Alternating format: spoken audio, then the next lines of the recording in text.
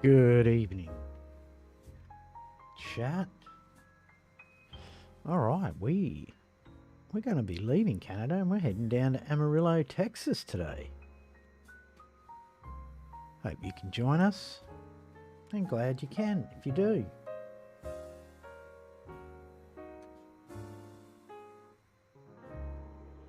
Anyway, we'll jump in there in a minute and get things going. We've just turned our auxiliary power on, so we haven't started her up yet. So just give us a minute. We'll get going here.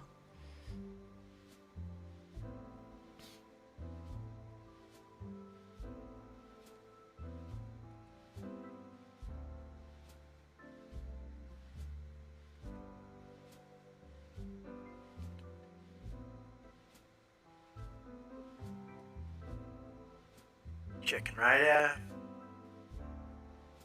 Alright, we're on the radio, guys. Make sure it's not too loud. Alright.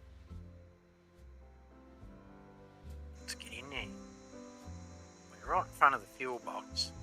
They didn't have any room for us over there in the usual place. Alright, turn my torch off. Get some lights on here. It is early in the morning, it's like 7 o'clock. I'll use some of these lights.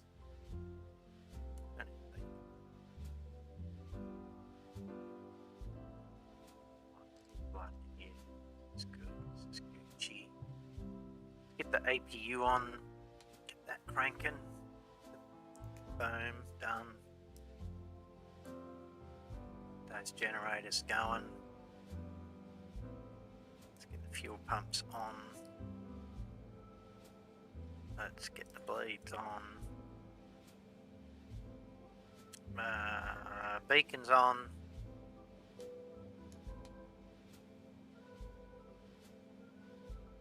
Let's turn on. We'll leave the rest for now. Let's get our fuel controls on and let's kick it in the guts. Where are we? I can barely see here. I don't like this. I want some light on this panel. Like I need more than just the illuminated green. Alright, engines.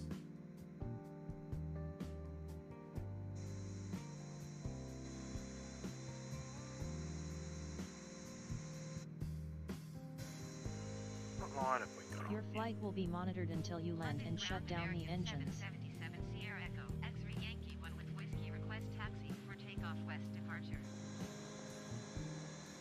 American 777 Sierra Echo X-ray Yankee 1 taxi to an halt short of runway 27 using taxiway Bravo cross runway 15 Alpha.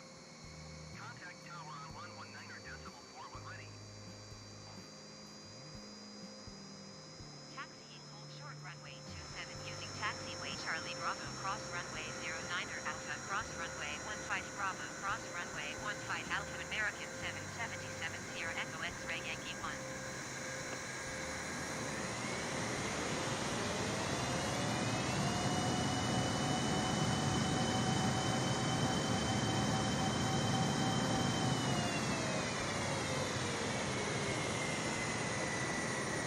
Beautiful. She sounds beautiful, chat. Absolutely gorgeous ship, this one.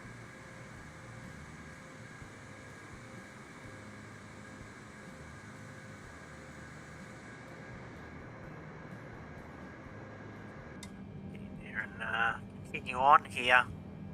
Yeah, so you need light on that panel. The only way I can get a bit of light on it is if I crank the dome light, which barely gives us anything.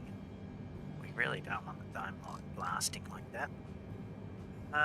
Alright, let's see what's going on with our GPS. Nothing. Okay, let's do a quick sim brief.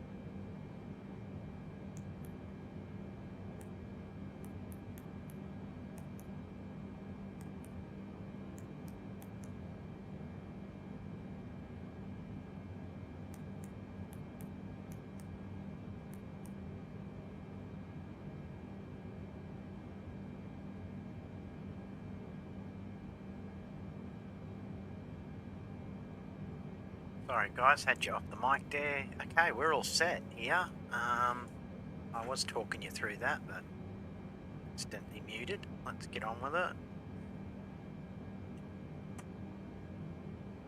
Let's see where our runway is. We can get the show on the road here. Another $2 million in the bank for us, much needed. We're trying to save up for that A320.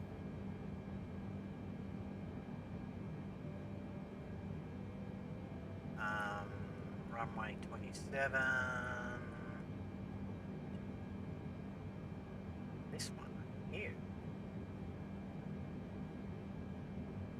Okay, where are we? So it's the one. We do it. A bit of height in here, don't we? We need to go up here, chuck a right, cross runway. Okay, I get it. Where have they got us? On a paddock.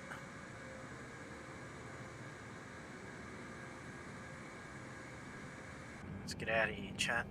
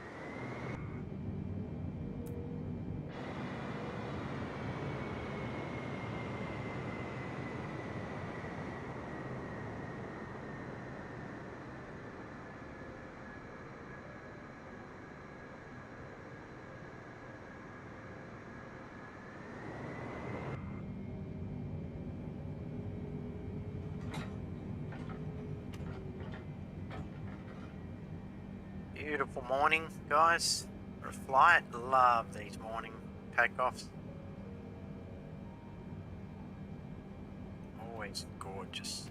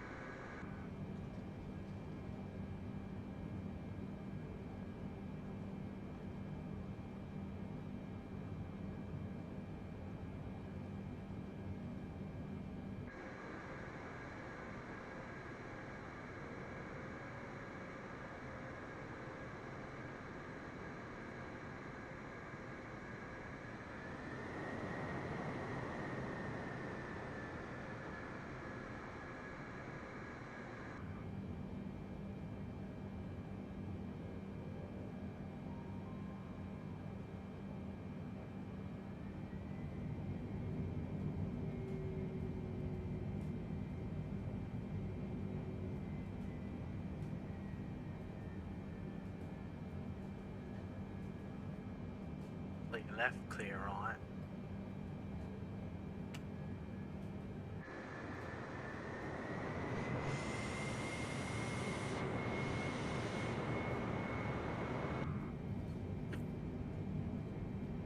I feel like they're giving us the shortest bloody runway, guys. What the hell?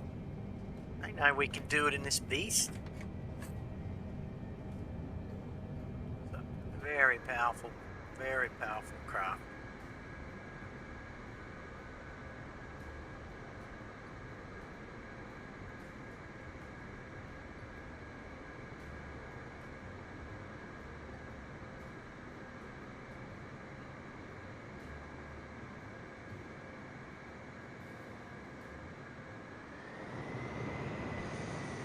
That is short, man. They really want us to take off from here, honestly. I think they're going to move us here.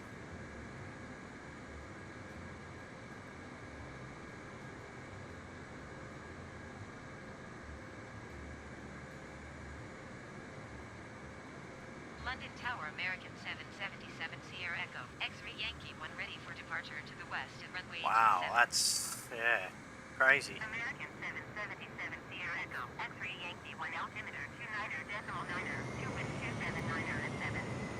Departure to the west approved. Cleared for takeoff runway 27. Cleared for takeoff runway 27. All right, we're gonna American have to 777 Sierra Echo, X-ray Yankee 1. probably should have moved.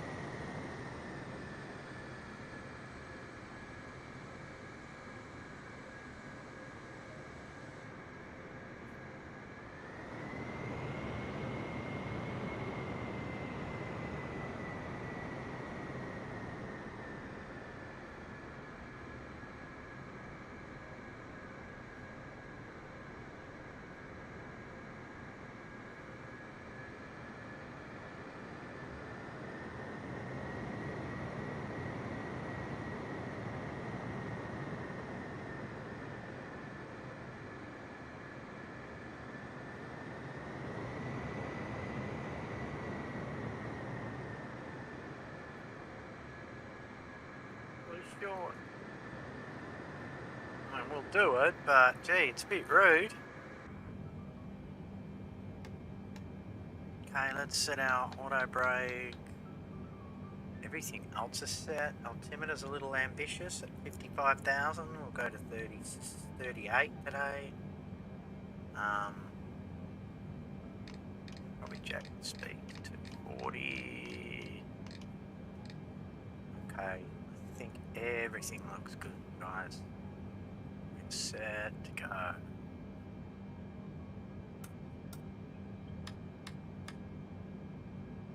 Taxi's off.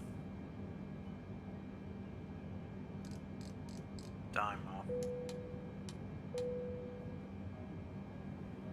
Let's do it. Flaps down.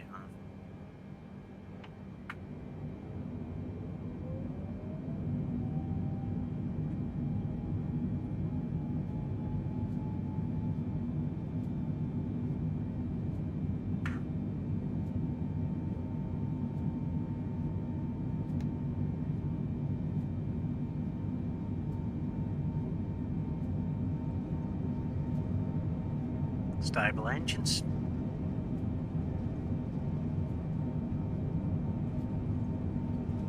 B1.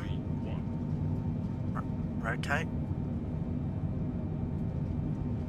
Airborne time locked. Positive climb. You're up. 777 Sierra Echo, X-ray Yankee 1 continue for west departure. American 777 Sierra Echo, X-ray Yankee 1 leaving my airspace frequency change approved. London Tower, American 777 Sierra Echo, X-ray Yankee 1 continue for west departure. Bumped up. Bloody camera. Let's get straight on the... I'm going to get straight on that AP, on nav. Latch. Auto throttle. Reset AP. Make sure she kicks in and it's settled. Flaps up. Pre-arm speed brake.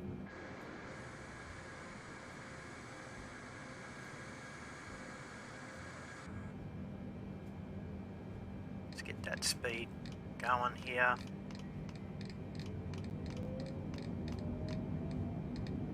Speed adjusted. Sorting our damn cameras out.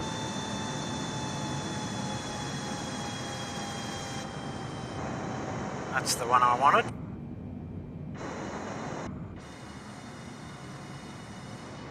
Beautiful. Look at that. Sun's coming on.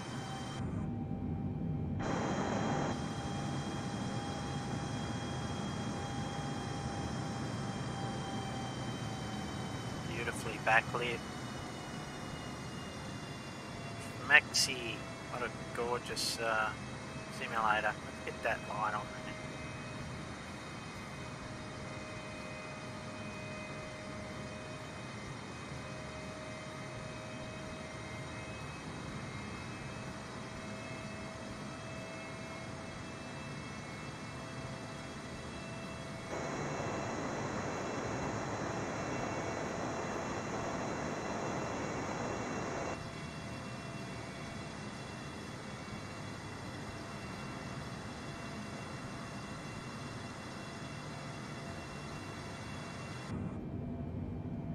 Alright, let's just double check everything in here, make sure everything's up to bloody scratch.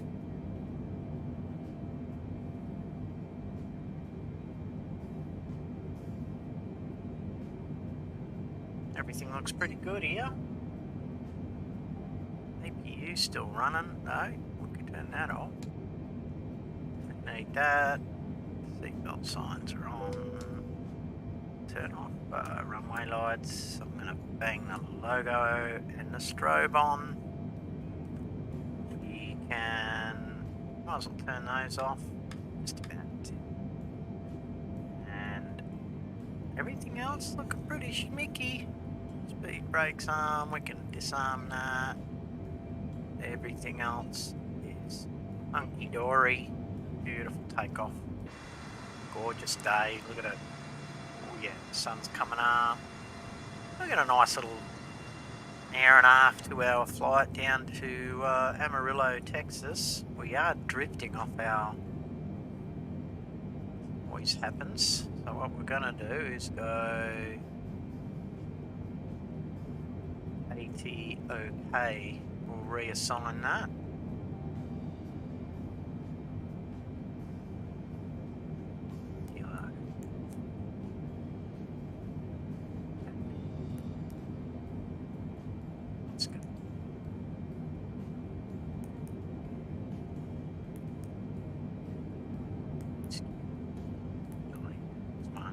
Resets.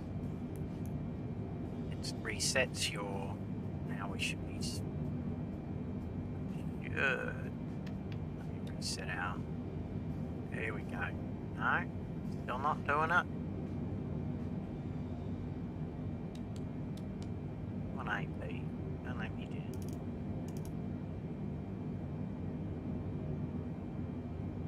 Crosswind that bad. Let's use a heading select just to get us on target here.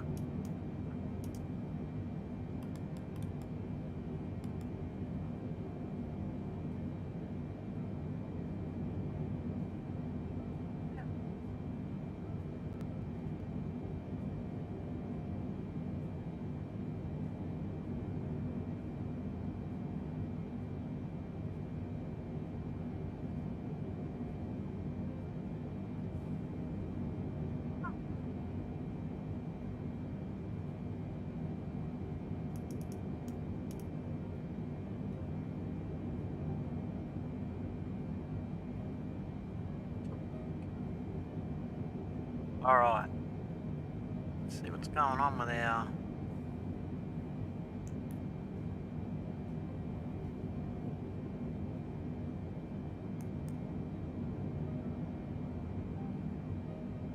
if we can get realigned here.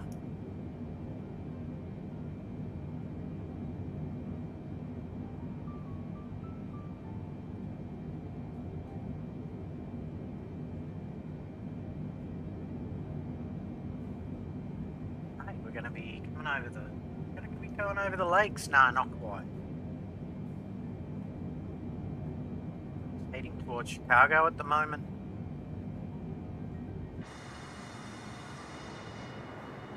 Great Lakes over there.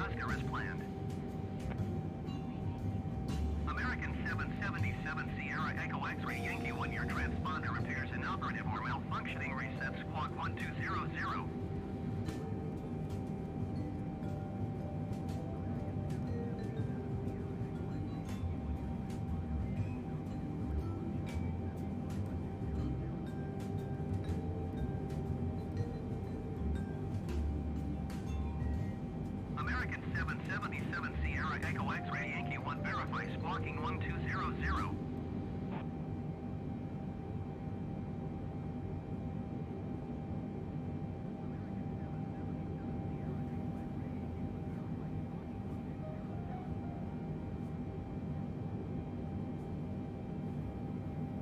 American 777 Sierra Echo X-Ray Yankee 1 reset transponder.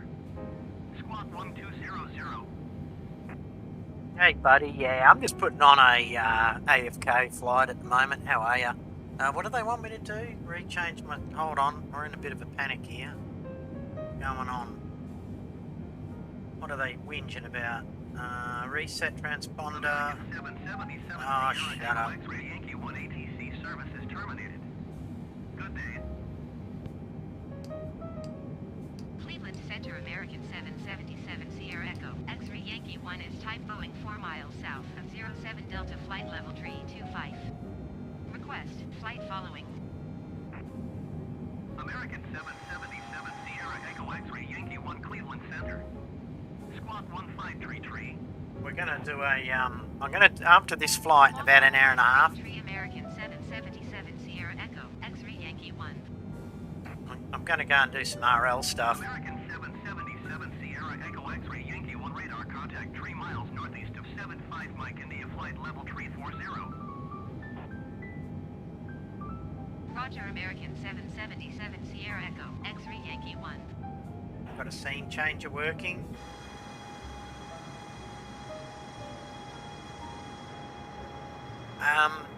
It is just cameras, different cameras set up. I'm actually, oh, it's Koo. Sorry, dude. I was like wondering who the hell's that? Monkey Magic. So confusing.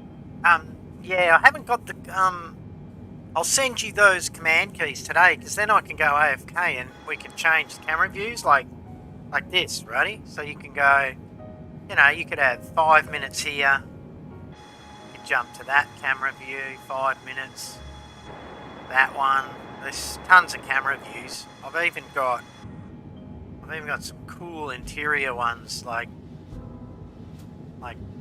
here you can look out the window. I've got you guys in the bloody, where's the first class, business class, economy class.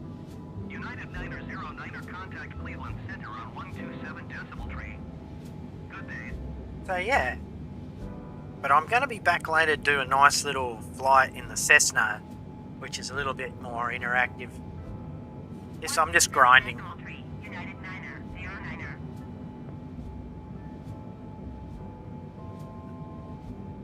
Oh, you're not down there? Great. Well, I'll send it to you today if you've got time. I really just need, I think it's Control Shift 1, 2, 3 to 9, and then I'll put a 5-minute gap. Once I see the code, I'll be able to just manipulate it. I'll know what to do. Alright, we've reached ceiling height here, so I'm going to adjust my speed, then I'm going to get some breakfast.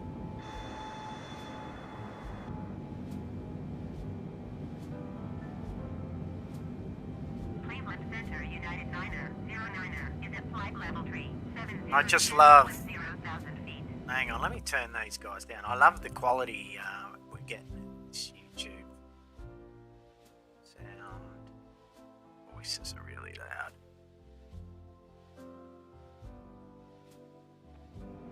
United 909er Cleveland Center continuous planned.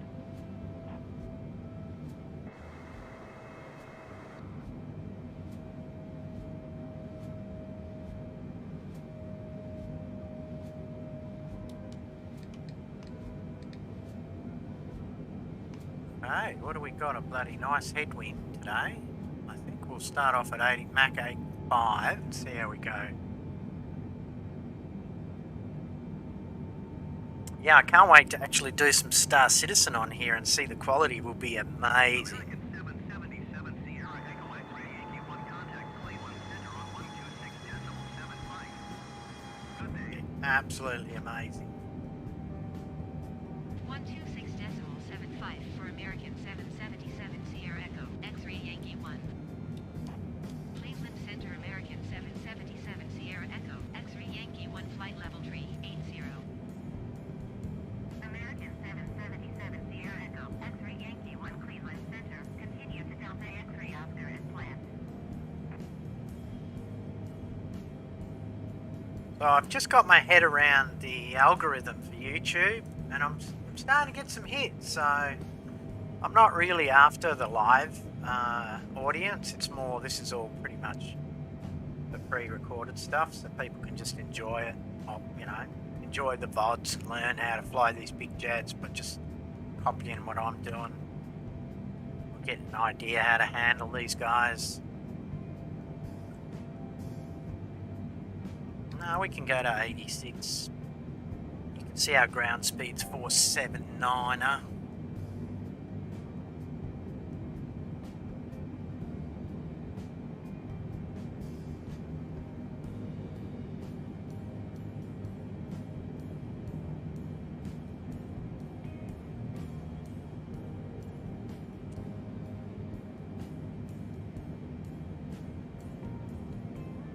American 777 Sierra Echo, X-ray Yankee 1 traffic is 2 o'clock 4 miles at flight level 350 American. Report them in sight. There they are. That's cool, isn't it? Traffic is 4 o'clock 4 miles at flight level 380 Boeing. Report them in Actually, sight. what I'll do is I'll go American 777 I'll go Sierra down Echo, to X-ray Yankee 1 375. traffic.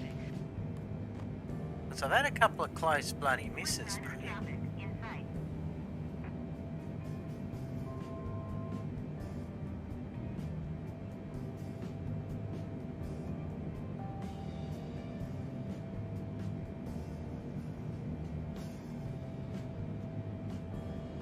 Swift Snyder contact Cleveland Center on 127.7. Good day.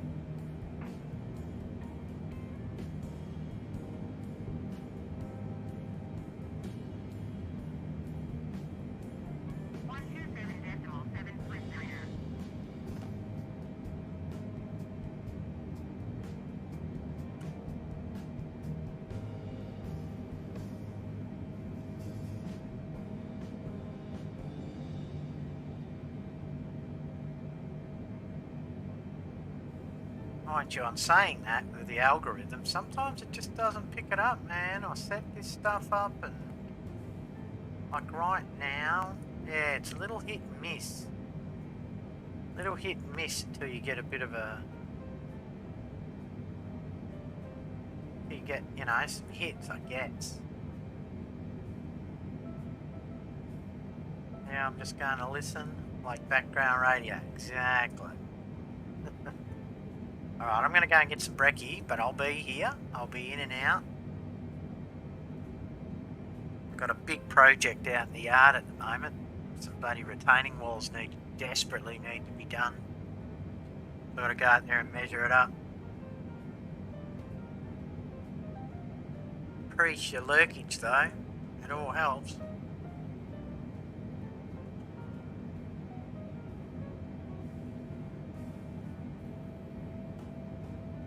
Delta 103. See what we can do 1 mile is northwest. Descend and maintain 7,000 feet. Expect ILS runway 27. I'll turn on the noise cancellers in-game. Noise cancellers. Done. A little FRNDS transition. bit quieter. To FRNDS.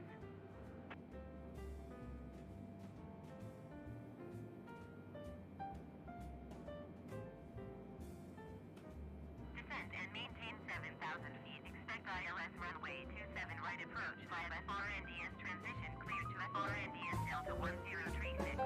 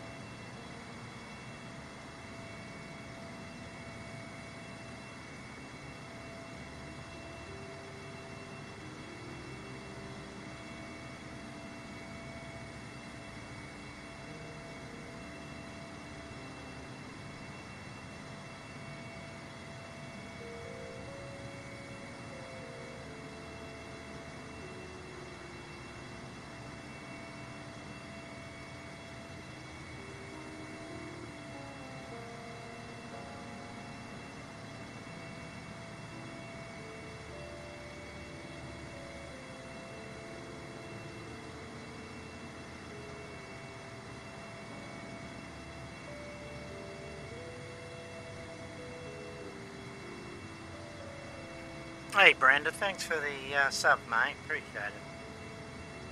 I'm just doing some AFK stuff for you guys. Hope you're doing well, mate. Still there.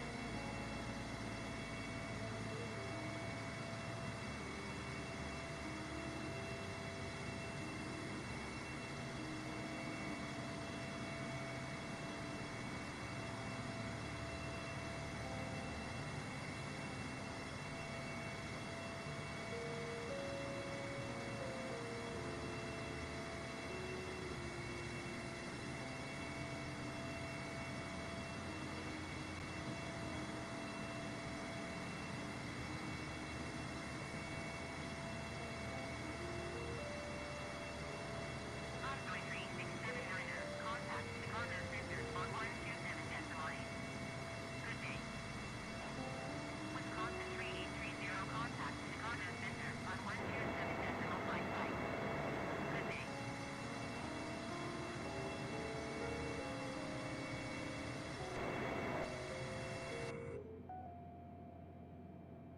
127.55 Wisconsin 3830.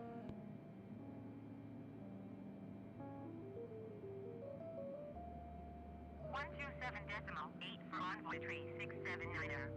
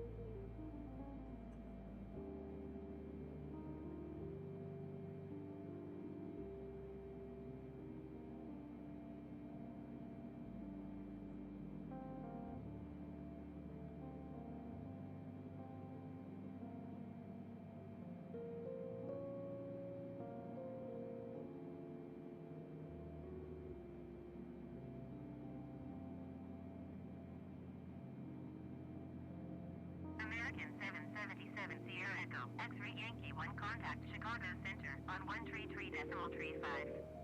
Good day.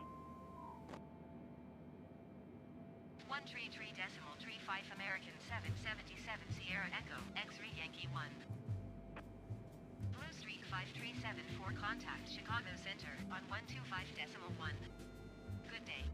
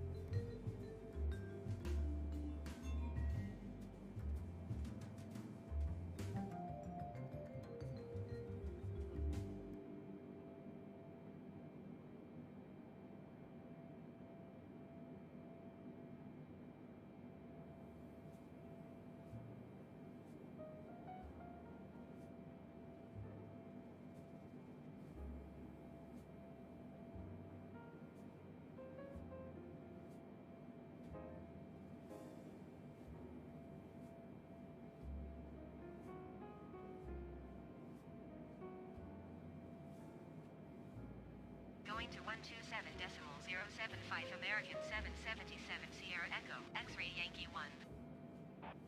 Chicago Center American 777 Sierra Echo X-ray Yankee 1 flight level 375.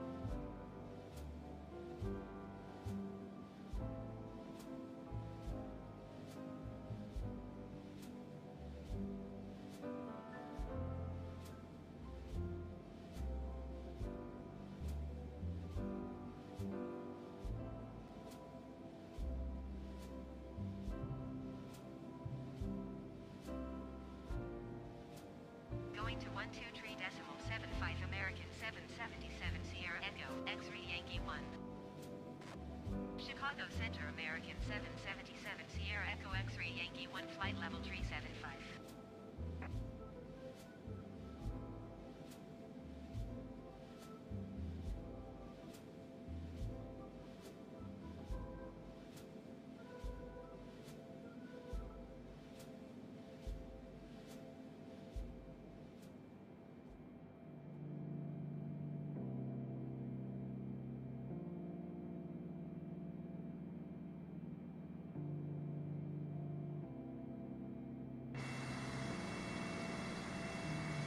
Alright.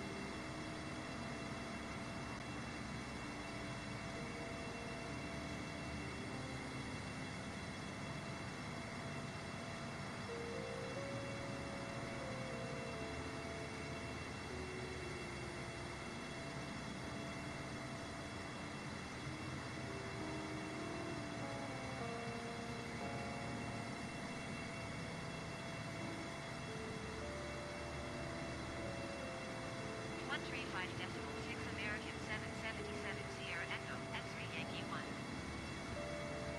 Chicago Center American 777 Sierra Echo X-ray Yankee 1 flight level 375.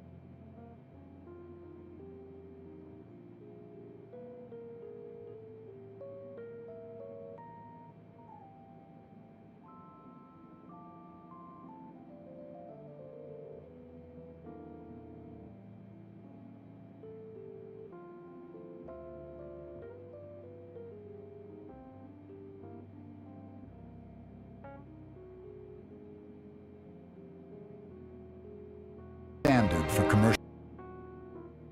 This is the story of the building of a 21st century jet.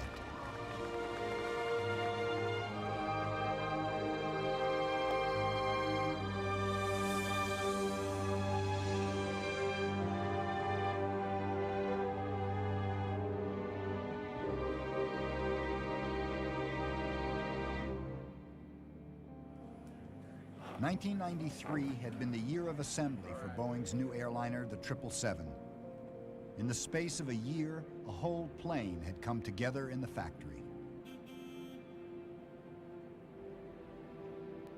By January of 1994, the plane was moving for the first time on its own wheels.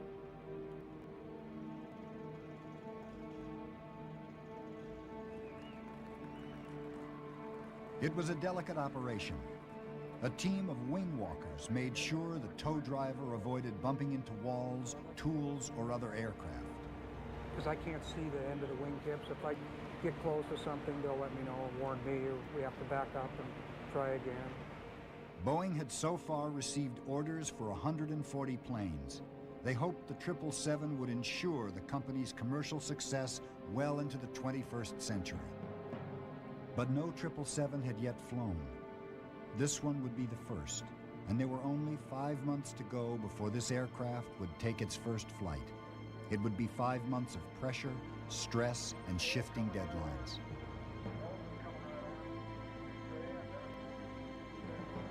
This plane marked a change of direction for Boeing.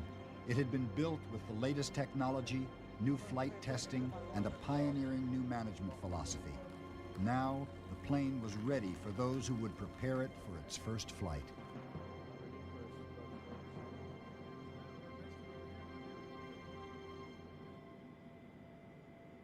Now that a space had been vacated, the number 2 plane would be moved into position for assembly, followed by other planes farther down the line. There was one important component still missing from the plane. In fact, 2. The engines. They were being designed and manufactured by other companies and would be brought to the plane just a few weeks before rollout.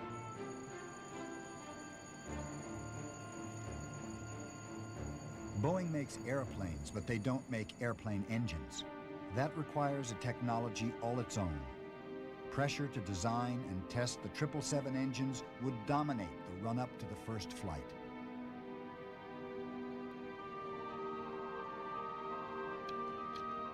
Granville Frazier was the Boeing executive responsible for working with the engine manufacturers. Raised on a farm in Mississippi, he was known to his colleagues as Granny. Did it change anything from the meeting we had this morning?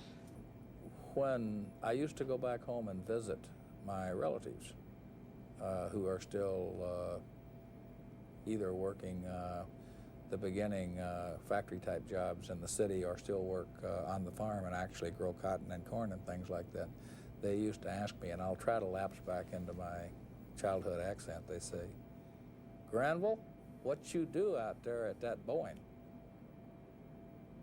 And I'd say things like, "Well, I manage the business and technical interfaces between the Boeing Commercial Airplane Group and the various engine companies, Rolls-Royce, Pratt & Whitney, and GE." And invariably they'd say, "Yeah, but what you do?" I finally learned to answer the question, "I make airplanes." And they say, "Oh, you a riveter or a welder?" And I told them my job is more like welding. And so you have a lot of communication. You could hear somebody say that occasionally. Granville's got a nice job out there at Boeing in Washington State. He's a welder. Welding relationships with the engine manufacturers was Frazier's main task. It would require all of his tact and skill to keep the engines on schedule. The first plane to go into service with United Airlines would have engines made by Pratt & Whitney. According to engineers, a modern jet engine works by a process of suck, squeeze, burn, and blow. Air flows in at the front end through a series of rotating compressors fixed to a shaft. When the air pressure has increased about 20 times, it's heated in a burner at the back. The hot air rushes out, turning the turbine blades, rotating the shaft at high speed, and spinning the front fan. This pulls the plane through the air like a propeller, except much more powerfully. The design of the new engine produced fierce technological challenges. I don't remember how many parts there are in an engine, maybe 50,000.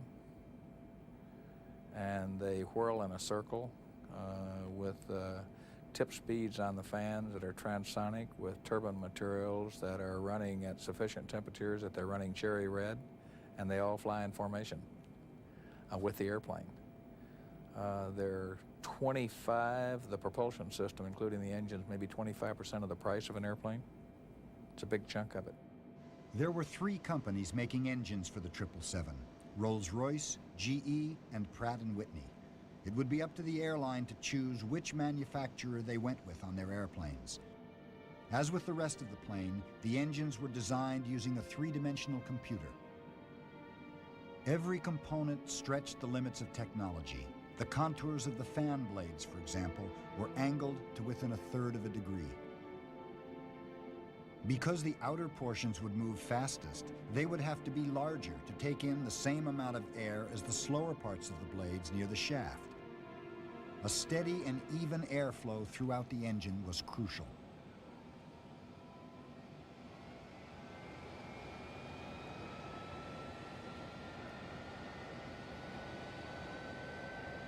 As the core engine was designed and half a dozen prototypes built, Pratt began a test program that put the engines into test chambers where they would run for many hours under simulated flight conditions.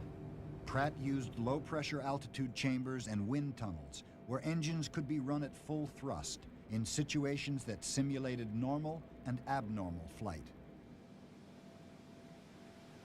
The engines would have to be able to survive the onslaught of everything from large chunks of ice to torrential rain falling at the equivalent of 28 inches an hour.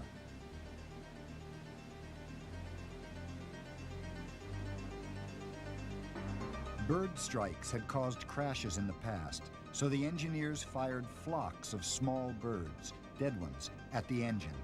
escalating to birds weighing as much as 8 pounds.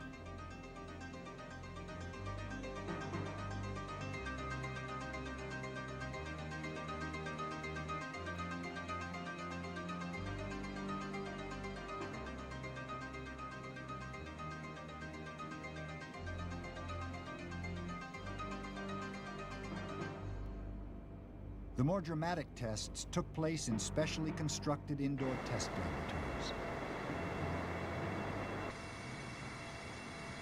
But Pratt & Whitney also had an outdoor test facility for running engines for weeks at a time at high thrust.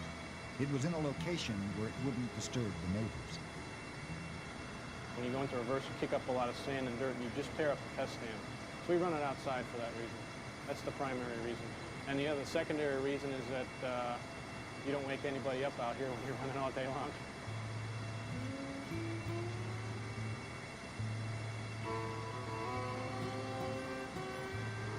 These regular cycles of engine activity were designed to reveal problems related to fatigue or vibration that might occur once the engines have been running for a year or two in regular airline service.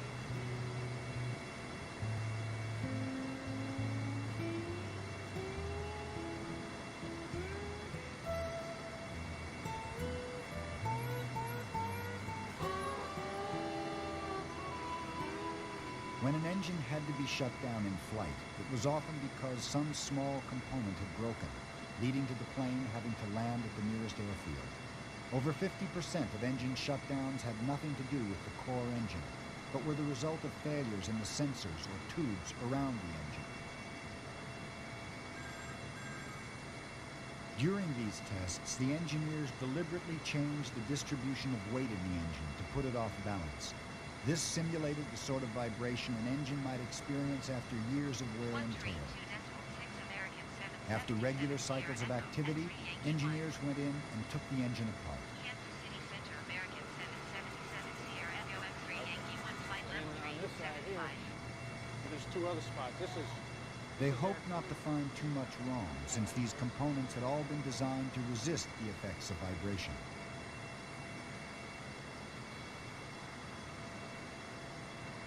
Scott Hadley designed a drainage tube that surrounded the turbine case, attached at various points.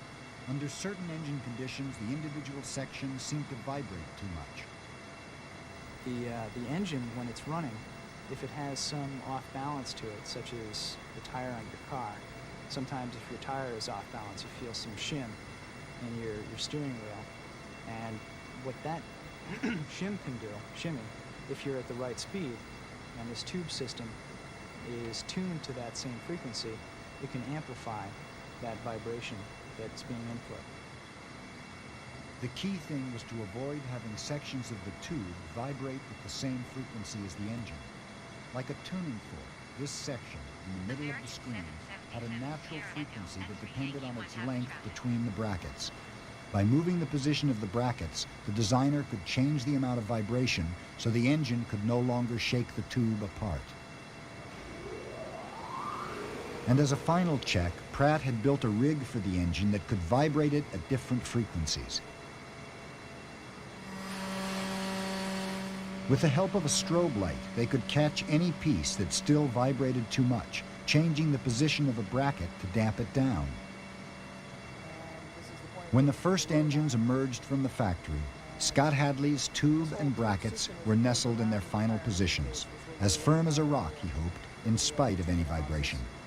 It was this fitting down here that we saw had the mode of vibration right here. And by better supporting that, we'll be able to eliminate that mode of vibration in the engine operating range.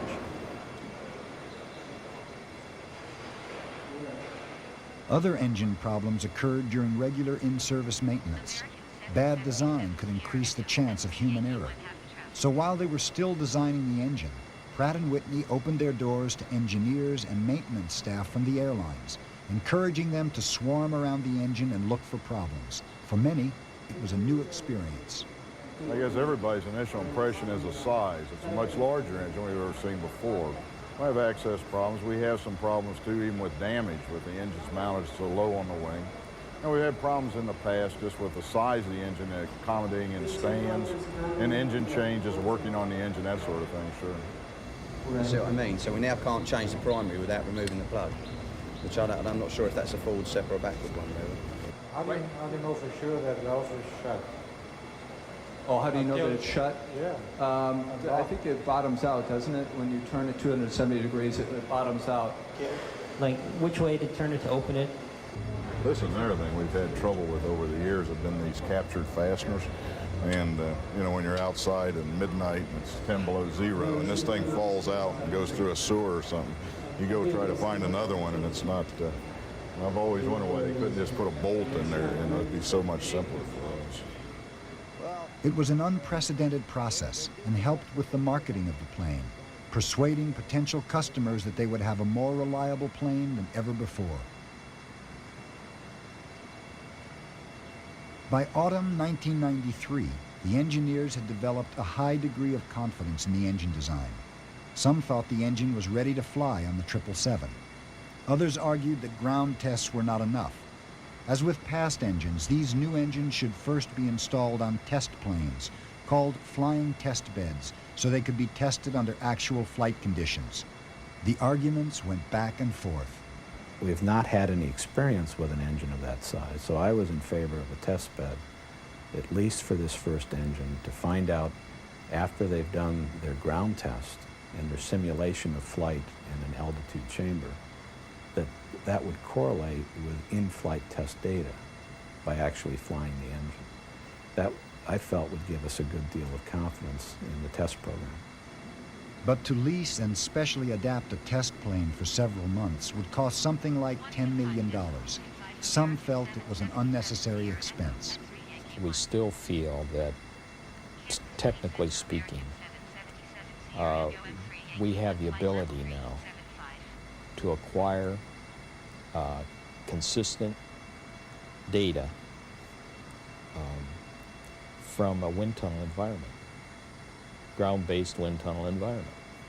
And so we're in it kind of experimenting with that possibility now with this program, in the sense that we seriously considered not having flying test beds for our engines. To be quite honest with you, I recommended we did. I recommended we were ready to do that. Like all important decisions on the 777, everyone had his say, and then a decision gradually emerged in favor of the flying test bed. You know, we all listened and we all talked about it, and we decided, well, you know, it's a big development program, and it's a big change, and so why don't we go check it out on the airplane, and then we'll validate that correlation between the ground facility and the flight test. And then if it turns out that it really is, we really do understand it from the ground facility, then we won't fly subsequent engines, you know, on flying test beds. So I think both people will be right, kind of. The team began to plan the engine test flights. The plane they used had an unusual history. The 777 engine requires a very large airplane. And basically one of the only airplanes today, a commercial airplane that can do that, is a 747. So we've used our 747 prototype airplane, which was the original 747 that was built and flown in February of 1969. We borrowed it back from the Museum of Flight, which actually is now the current owner. The 777 engine would have twice as much thrust as the 747's regular engines. It gave an unbalanced look and feel to the historic plane.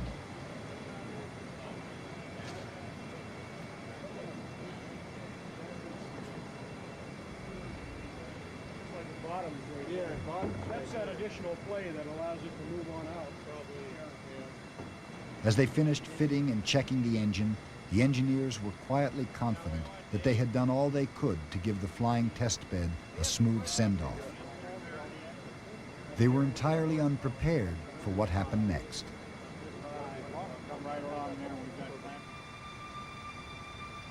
The tests began slowly and gently, starting with lower thrust levels as the team got used to the effects of the larger engine on the plane. Then on the third flight, something unexpected happened.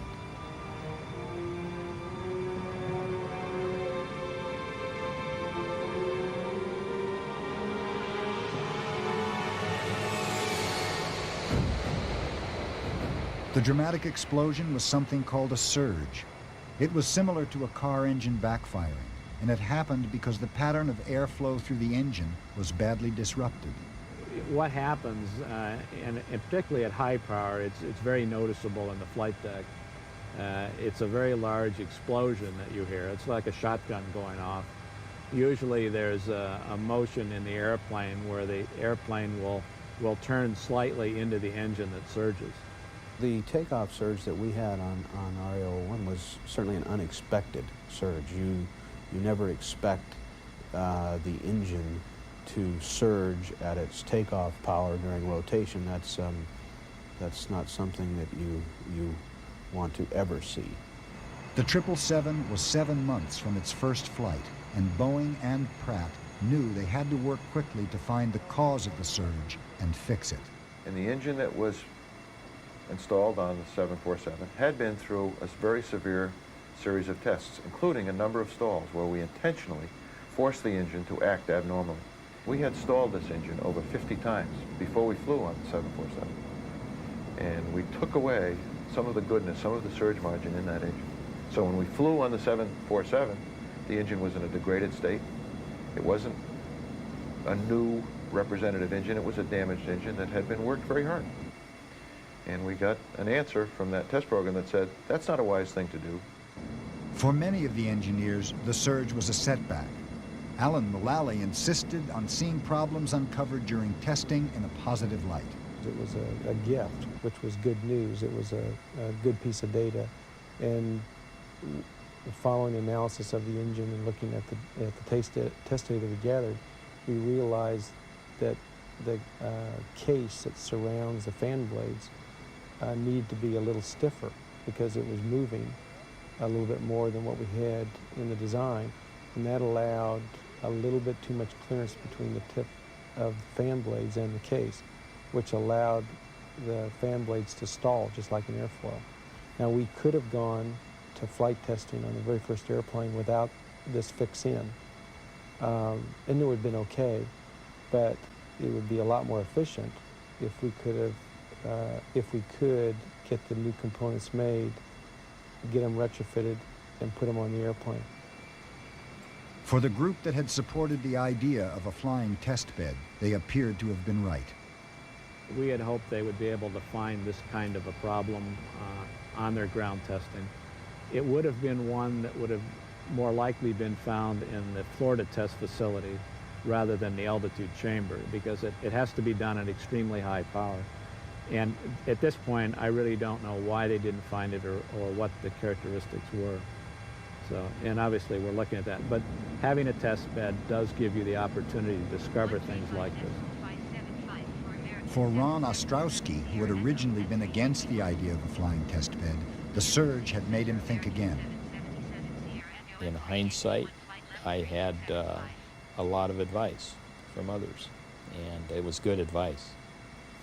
Because given where we are today with what I said earlier about being somewhat behind in the schedule relative to the validation of the engines themselves, if we had not gone ahead with the flying test bed, had just made that decision on the basis of where we were a year ago, we would be concerned about our position now. We would be concerned about it. For Davenport and the test team at Pratt, it was an unfortunate event. We ran a test program that damaged the engine. And we got an answer in the public's eye, flying out of Boeing Field, with the 747, with some of our competitors and some of our customers observing, where the engine stalled and recovered, and we continued on the flight. But it was a very visible signature that we had to explain over and over again, first to ourselves and then to our customers, as to why it happened and why it's not representative of the production article. Back at the Boeing factory in the middle of a midwinter night, the rest of the plane was about to undergo an important test of its fuselage called the high blow test. Once they take off, planes have to be sealed and supplied with air at a higher pressure, because at high altitudes the air gets thinner. This means that if there's a leak, air in the cabin would escape as the plane climbed and passengers would become short of breath. In the test, engineers increased the pressure by pumping air into the passenger cabin and cargo hold, inflating the plane like a balloon. This was because on the ground, they couldn't decrease the pressure around the plane to simulate high-altitude conditions. The fuselage had to be able to withstand a pressure difference of more than 12 pounds a square inch. We start out at 5 pounds PSI is what we go to. It's preliminary check. And then we'll come down, we'll let people out of the airplane at that point, and then we'll go up to 12.1, which is our proof test. 12.1 PSI, that's per square inch, you gotta realize. You may see some leaks around doors, things like that. They're audible, very audible if they're leaking. You'll hear them. If you have a head cold, anything like that, do not enter the airplane. Anything like that. On the way up to pressure, clear your ears like this, chew gum, whatever you need. Your ears will pop. If we start going up and your ears do not pop, let us know on the radio. We'll bring it down and let you out. We don't want your ears ringing in there. No earplugs at all. It may be noisy in it, but do not wear earplugs. Okay. When we go to 12.1, I want everybody in the 26 building. I don't want them over here on this beam. Okay, now we got contractors, you know? Not that I'm aware of. 2 o'clock. Okay, FAA is here. So is custom coordination. They were understood that they come in, they got to stand by till we're ready whenever we get ready. Everybody's good? Okay, so we're ready to go, right? Yes. Okay. Go ahead, Harold. Take her up. Everything held up under 5 pounds per square inch. Then pressure was increased toward the test limit, 50% above the maximum in-flight pressure difference. That's a good sign. No plastic blowing.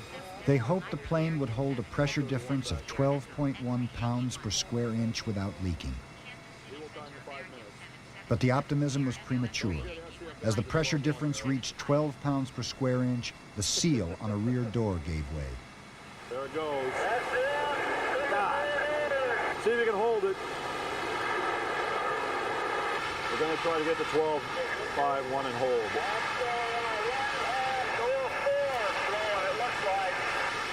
Okay, we know we're going to try to get the proof and hold it. The engineers kept the air pumping, hoping to keep the pressure up to what was called proof, the target pressure difference. I don't know. We're talking about it. Can't hold it. Okay, we're not going to hold proof. We're dropping it. Drop her, Harold. We were real close. Real close. What was the airplane doing? It was climbing up? We were climbing real good. We were climbing real good. How high? We were only going 1,000 feet per minute, so we were at 12.0. Then it blew. If this starts moving out here, I mean, it rotates. Right. And it can rotate at this point. Right, and then it just flops and it's out. pushing it out here. Yeah, at a certain pressure, it'll just flop out. What I'm saying, either way, it's going to rotate around this point here. Let's go up and take a look. Yeah. Let's go up and take a look and see what we got. The aim was to create a temporary seal for the defective door with tape and tubing so the rest of the plane could be tested. Like I said, it's going to rotate around that point there. What we're going to do is we're going to fill this space so the seal has nowhere to go. With what? With Tygon tubing. It'll be trapped by the skin and it'll have nowhere to go. Okay, let's take a break. Well, that's got air.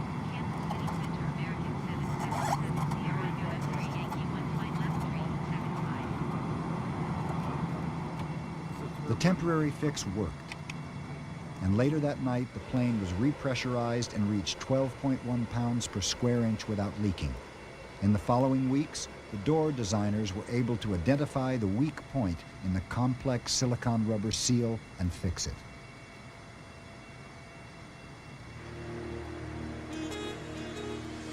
A few days later, on a nearby airfield in the midwinter fog, John Cashman was preparing to pilot an unusual Boeing vehicle called Legos.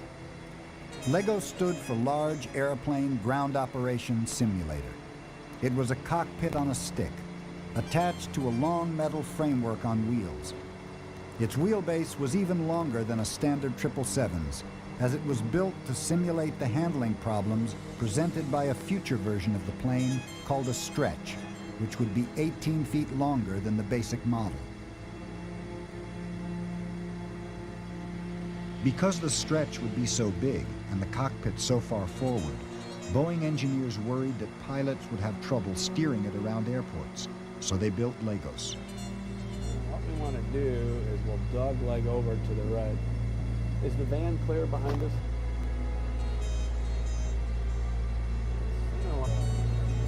Tower Legos is now clear. And we'll go off to the right here.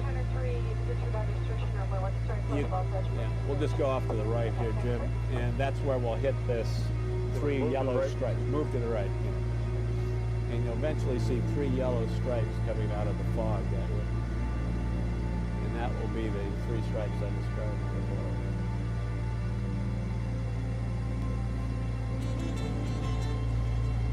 Just about this heading.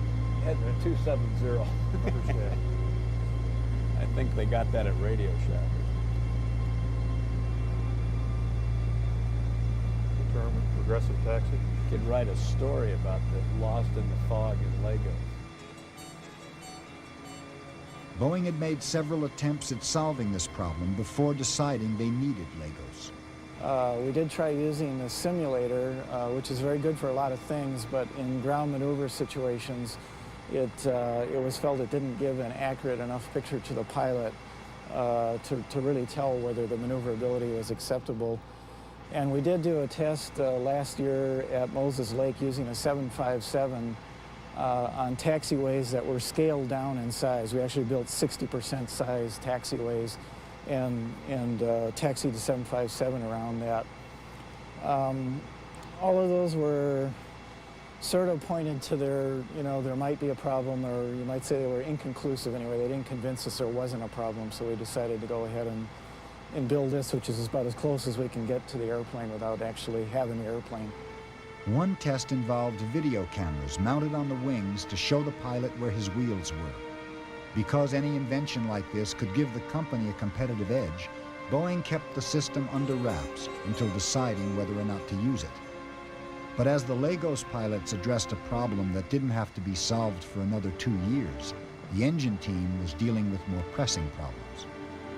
By this time, the first flight was just 6 months away, and the 777 still didn't have a pair of engines that everyone was happy with.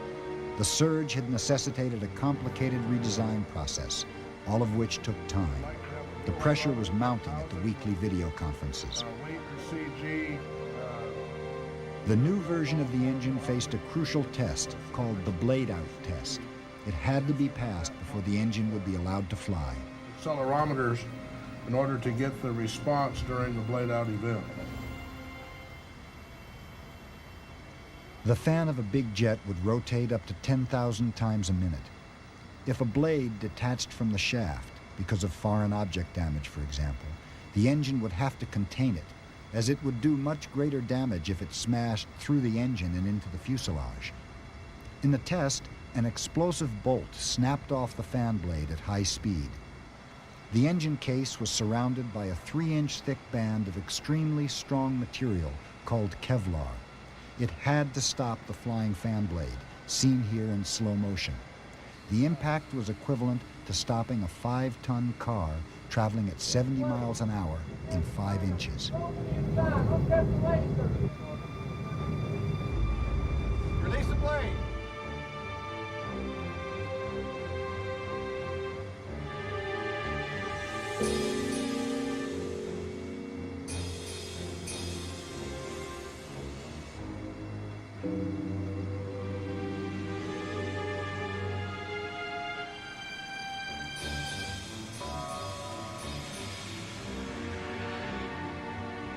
The test showed that the engine blade would be contained, but it also suggested that the unbalanced engine, now short of a fan blade, might generate a shock wave that could buckle the turbine case. We determined that the low turbine case, which is the case on the rear of the engine that has all of the low turbine blades and vanes inside of it, needed to be increased in wall thickness, make it structurally stronger. The Flanagan brothers were in the process of machining this case for our production engines. When we went to the Flanagan brothers and said, we need to get casings that are made thicker, machined thicker, and have those casings available for the first flight of the 777, the Flanagan brothers have come to our rescue. The knight in shining armor was Jim Flanagan.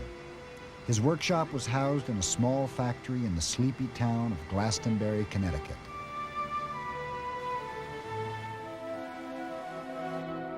Flanagan had been working in metal for 56 years. He started in high school producing copper fruit bowls, which he sold to local shops.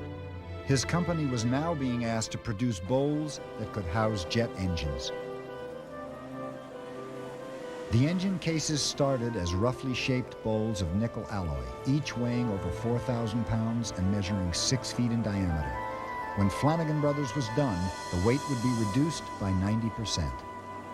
It requires several different fields of expertise to manufacture this part. First of all, it requires capability to turn larger diameter parts and exotic metals. This particular part is made out of a very strong material where the material will stand high degrees of heat and still not distort. It also requires drilling and milling and some exotic grinding, which is done with what they call borazon wheels. And it's not at all conventional. It's a very special type of grinding that's done on these particular parts. And we had those capabilities, and when we were quoted on the case, we were able to come up with a competitive price and good delivery.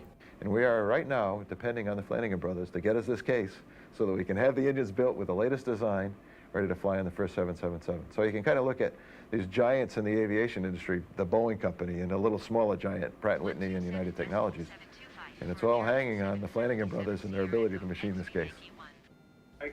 For Davenport at Pratt & Whitney, the new turbine case was just one of the numerous last-minute changes threatening his company's ability to deliver the engines on time. The date is sacred, and that date happens to be April 20th.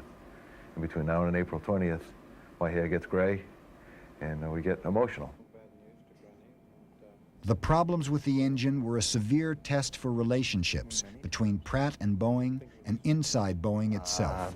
Sure, we had the first two engines for Airplane 1 were probably 4 weeks behind their scheduled delivery date to the Boeing company, and that's my responsibility. So I was the one that not only had to tell Granny, but I had to tell Alan.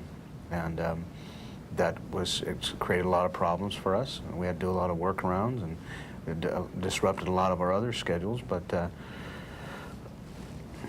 comes with a job. Sometimes there's a short-term reaction where you respond to the one definition of stress. That's the terrible feeling you have when you need badly to strangle somebody to death and you can't.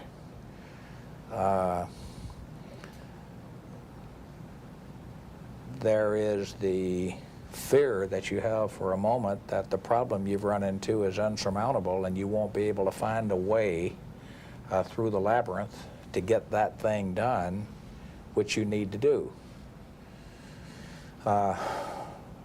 We get through those first two pretty quickly and the whole team goes to work.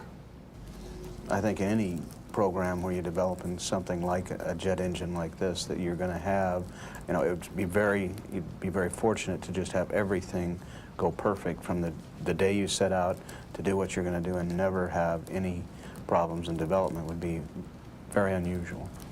However, there are some of us that think it'd be fun to do that. Yeah, I would love to be on that program. Very much. You're all okay? Oh, question back here. There's a ceremonial event in the life of every new airplane that marks its coming of age. It's called the rollout. The 777 rollout would be an occasion to celebrate. Boeing had put a lot of effort into making sure the whole 777 team could take pride in the event and share the credit. Alan Mullally described the plans for the occasion to a group of managers. And that's a Saturday. And we're going to do something that we've never done before. We're going to try to include as many of the people that have worked on the 777 around the company as possible. And usually we'd have a rollout, we'd have, 1,000 or 1,200 people. And now we're going to try to give 100,000 people a chance to see the airplane. And we've hired the people that help run Disneyland and the people movers, and we got some neat things planned, even though we can't get on the inside of the airplane, to show the inside of the airplane. You can imagine the kind of things we can do. And you're all going to get tickets. You're going to have a show time that you arrive. You're going to get personal bonding time with the airplane in addition to the show. And for those of you who've seen the airplane, it'll be an awesome experience, component level. But Mullally's enthusiasm couldn't completely overcome the concern some felt about recent layoffs at the company. Not everyone on the 777 team would be celebrating. Is anything being done to look at the problems, people who may be working on a design-build team facing the prospect of layoff, how their families look at, gee, great, we're all going to go to an open house and then we're not going to have any money after a while, how this affects the people? Really thoughtful question. It's really tough. And we just got to keep going. We got to keep going, staying focused on the product and doing the right thing, but it is really tough. Is there anything special that's being looked at as far as how to deal with people to, be part of the team with the prospect of them being at the bottom and being laid off? If you have any other ideas besides the things you see that are going on, I welcome your suggestion, but the reality is that we've got to downsize. But in the assembly building, work raced ahead on the new airplane. This first plane would only be used for test flights and would never fly for an airline, so Boeing painted it with the company colors.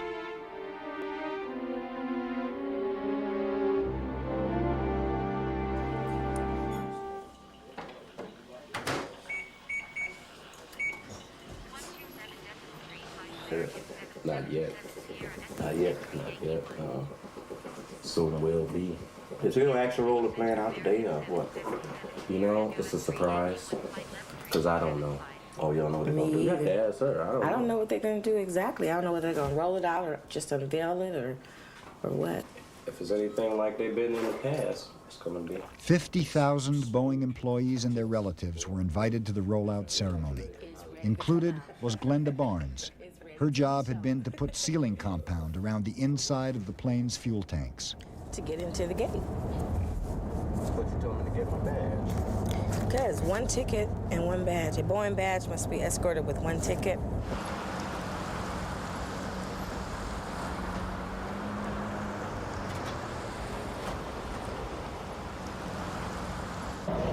I got the Boeing fever. It's time to go. Got Boeing fever now, got Boeing fever.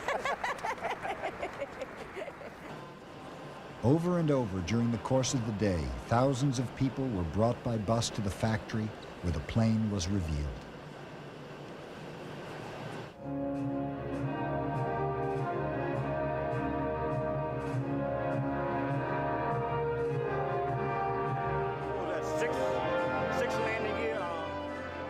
As the plane was unveiled, it looked deceptively small. In reality, it was only slightly smaller than a 747.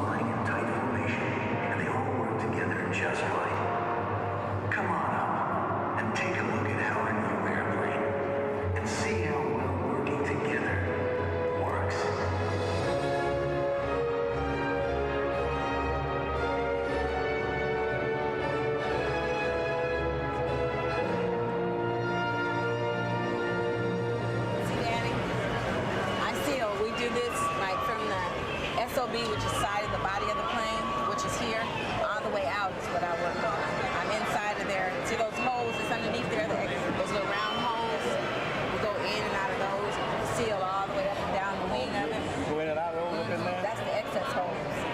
get in and out. No, you just have a radio with you. And the sealers go in and out of there and do all the sealing. It's hard to get in there and sometimes hard to get out because that's what small holes. That's the first thing I looked at when I undid the curtains was the wings. I wanted to see exactly what they look like. To just imagine all the stuff that I'd done inside of there.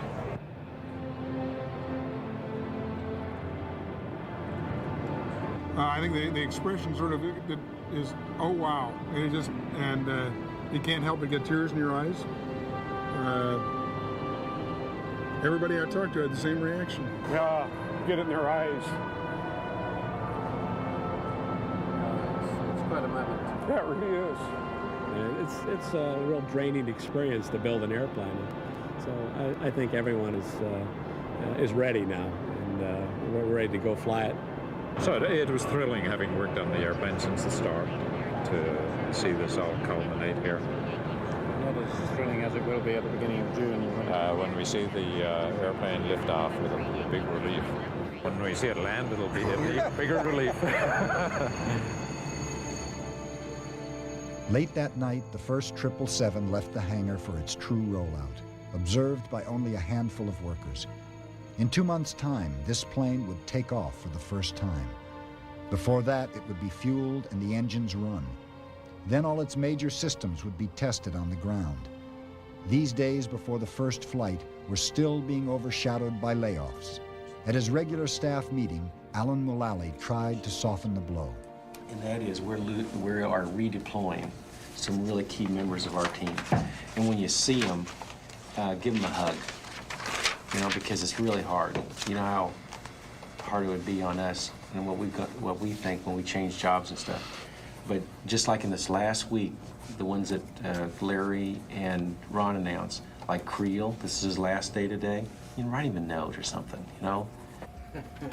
The 777 was by this time only 1 day away from its first flight. There was one more test to be done on the ground, the high-speed taxi test. You know, we have it's a pretty thorough look-through within the low-speed range of all the configurations it can fly in. So from that standpoint, we're really trying to get a very quick overview of the entire airplane, how it handles, how the systems work, stuff like that. Just before the plane was to taxi, there was a ritual walk down the runway that anyone could join in. It was a search for any small object that might fly up and damage the plane.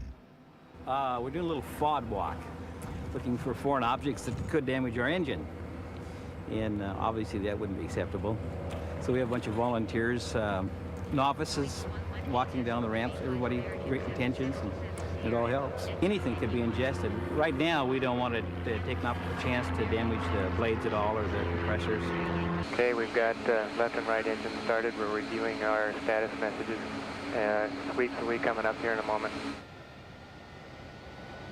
The plane would taxi down the runway, approaching takeoff speed before putting on the brakes.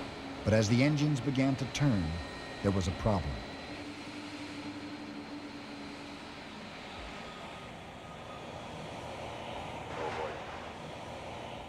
All stations, this is 777-1. We've had a hydraulic leak on the left side of the airplane, and we've shut down and are opening doors here to investigate. Stand by here for an estimate of how long we're going to be. There was a leak in the hydraulic power system that moved the huge flaps on the wings. Yeah. Although there were several backup systems, it had to be fixed before they could taxi. When they finally got going, one key test would be to see how the plane responded if crosswinds pushing on the plane's tail created a sideways pressure on the nose landing gear. Cashman came down to discuss this with Mullally while they waited for the leak to be fixed. With a yaw, and then I'm only going to wait a couple seconds, maybe one, Is it coming before down? I hit the brain brakes again. Is it coming down with the yaw for Side load. but for them to check side loads or for you to check what it feels like on landing? No, for them. For them. It's to try to induce shimmy on the nose gear. From at high speed, they want to spin up with a side load and to see if it shimmies. And that's part one. And part two is with just hit the brakes and with one brake deactivated, that puts a torque on the gear, and then it can look for shimmy stability on the main gear also. Oh, and we're trying to do that on one run. Oh, that's neat. Because once we get off that condition, I got to use almost max brakes to get stopped. Why don't they do it with a rudder input or a wheel input? You can't do it at the high speed. It is a rudder input.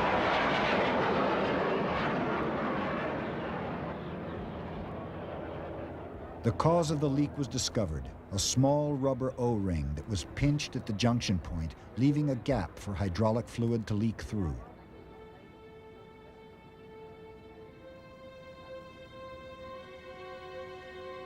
The O-ring was replaced, the engine started up again, and the crew went through their final routines.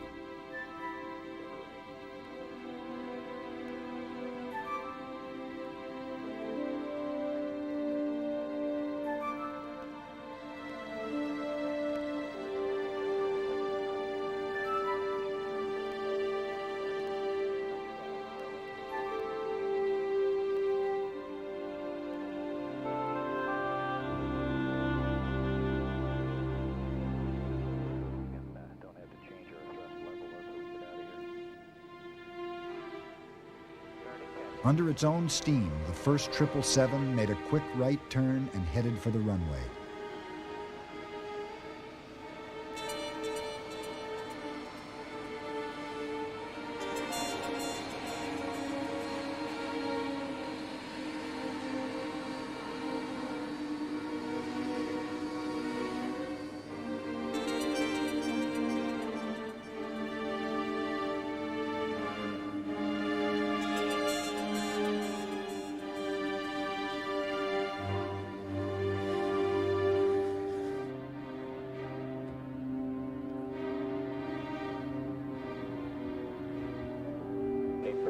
On Alpha down to set up by where the crash truck is this side of Bravo. These taxi tests would check the operation of the landing gear, the heating of the brakes, and the stability of the whole plane. John Cashman would take the plane up to 140 knots, lifting the nose off the ground. Any faster and the plane would take off, an event that was supposed to wait until the following day.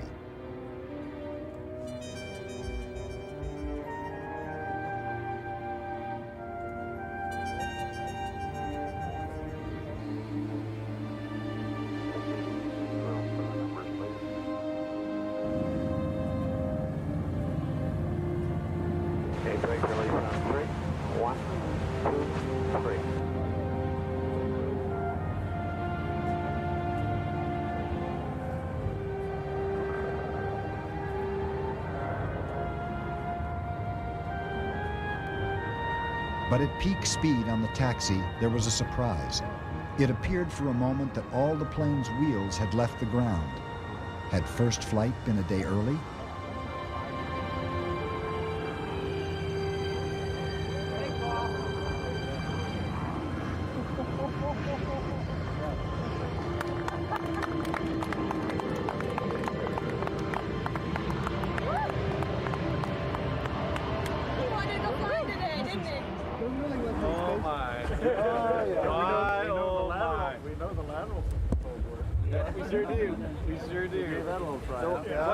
Okay, well, what do you now, say? let's repeat in unison. First flight is tomorrow. Yeah, tomorrow. It didn't happen today. It did not happen today. Okay, we're going to taxi southbound, and let me see where we are on the temps here. We'll be able to put a few people on at the south end and then taxi up back to the runway. Radio car, what copies? Stay with them, just trying to work out how to retrieve it. But anyway.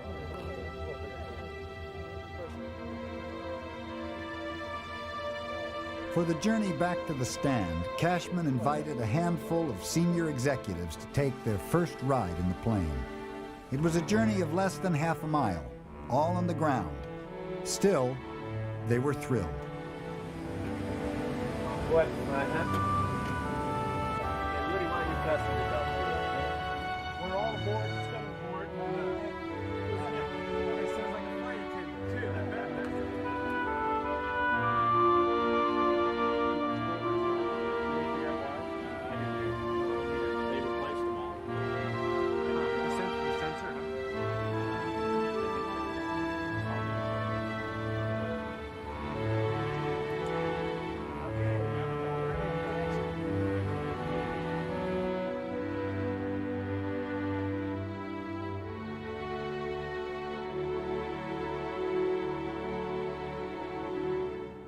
At the briefing after the tests, Cashman reported on how the plane had done. He finished up with a problem all too familiar to anyone with a car: noisy brakes. No, this happens every time you get probably above 3 to 4. It's kind of a grindy, low groan as just before you stop. Thank you, everybody. It was a good test. Thank you very much. I think we're there. We can't test any more on the ground. That's great.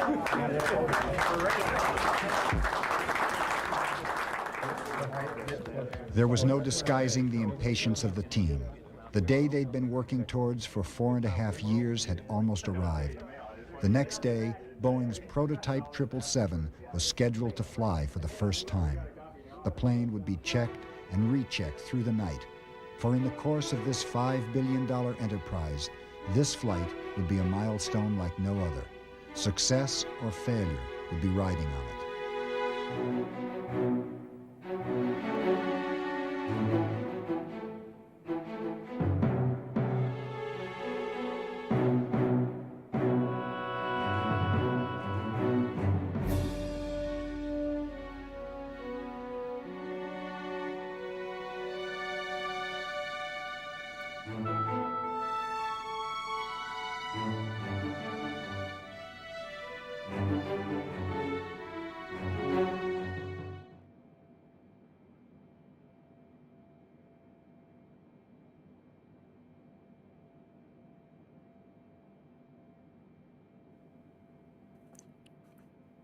Good afternoon, chat. We are going to start preparing. We are nearly there. Huh? How quick did that go? Hope you guys enjoyed the onboard movie. I'm going to get my headphones on here. Need to start prepping for our landing. Alrighty, let's see where we're at. Probably get some tunes on in the background.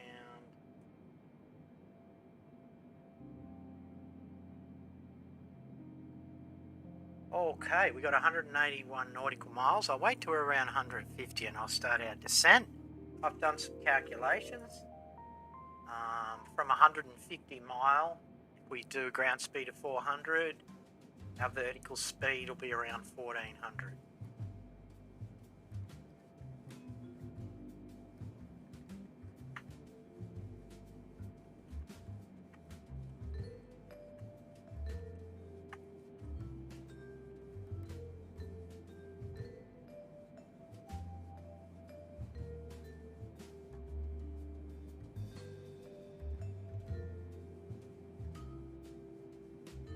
We'll have a look at what... Oh, excuse me, chat. Where's the wind coming? Coming across our tail. I think runway 31 might look pretty groovy. What runway... Let's see if we can call these guys. Runway 31 VOR. FASOG transition.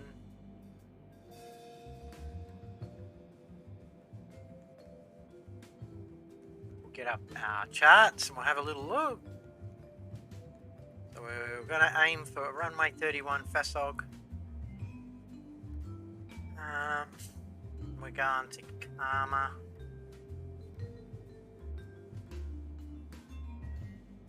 Probably not going to come up.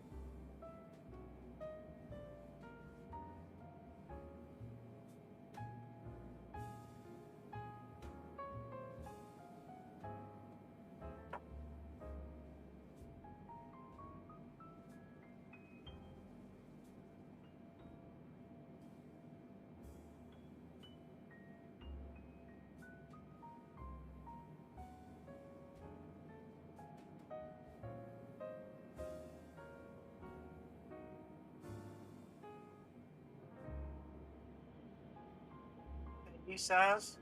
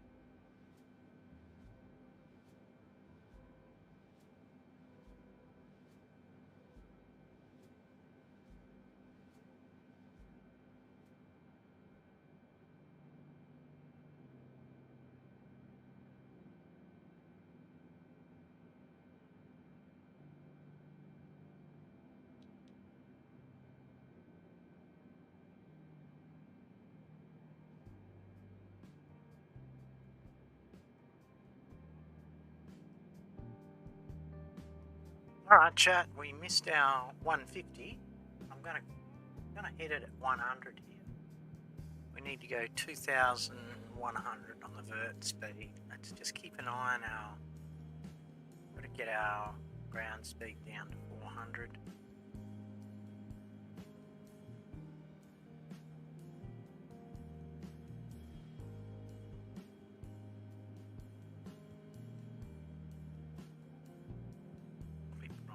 Speed brake here, just assist us a bit.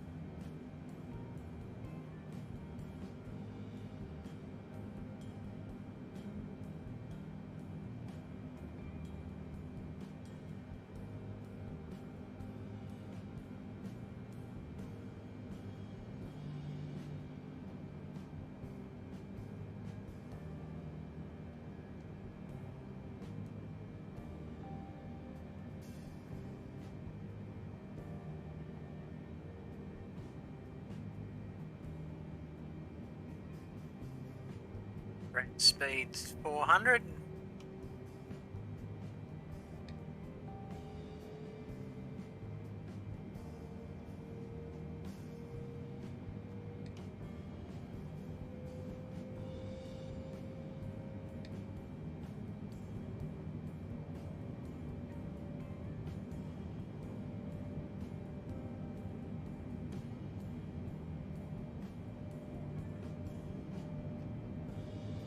It's tweaking.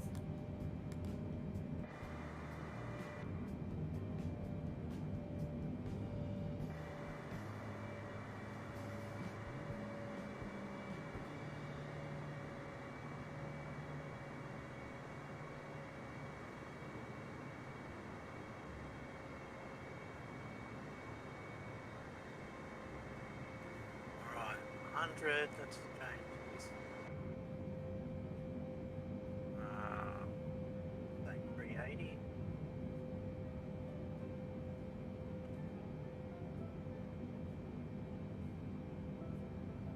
That's about right.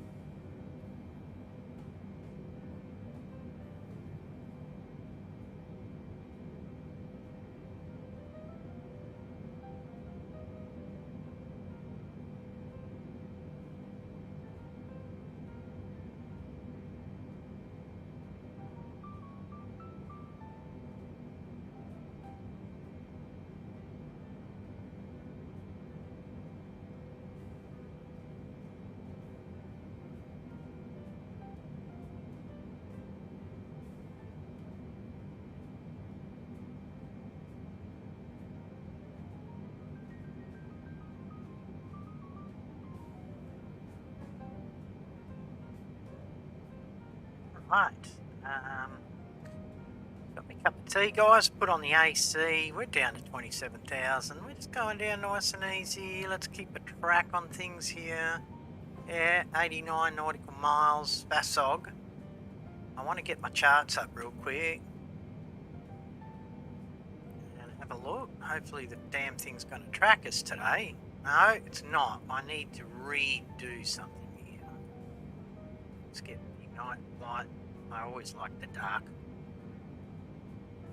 I want to have a look at our approach.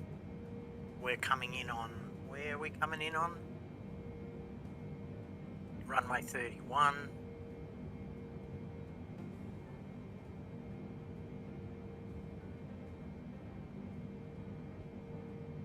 Are we at the right airport here? Karma, yeah. Crass style.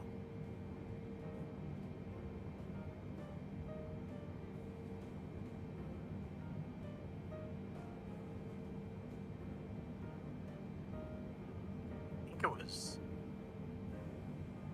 What one did we think, guys? VOR 31. VOR direct to runway. VOR.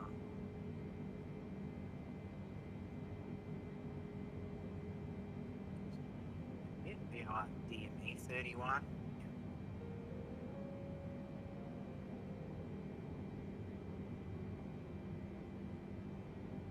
Crass and styles. Yep, we've got it there. Styles, crass, 5,000. Let's get the chart up. VASOG. Where the hell's VASOG? Styles at 5,000. This airport must be, altitude must be a bit high. Hold on. Have a look. Altitude. Does it tell us here on this thing? It should.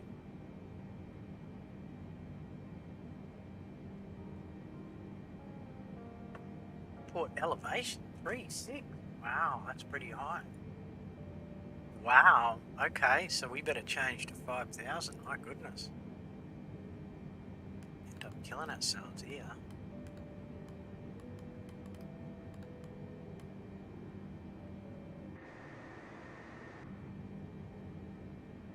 It's telling us fuel quantity's low. That's not bad. It's giving us a warning when we get into the last 20, I think.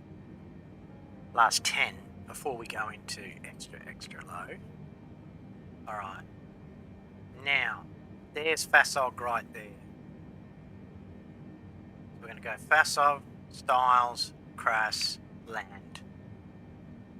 So we need to be 5,000.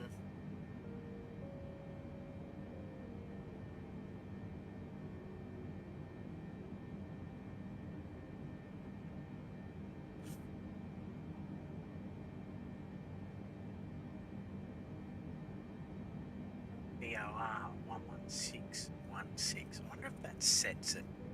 Do we have to set it?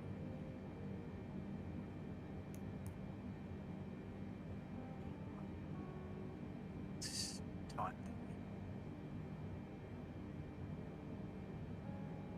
11660.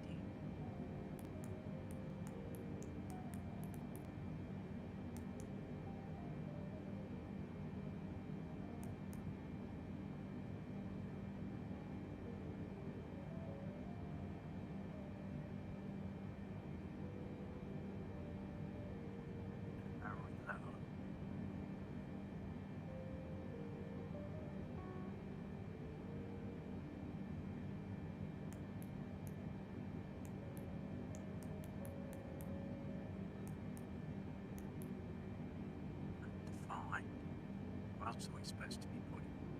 Oh, could that be the final approach 313? So if we go 313.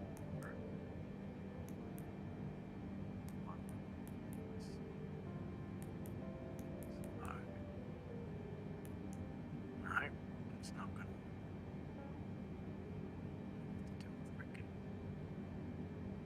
I have to do a little course on that one.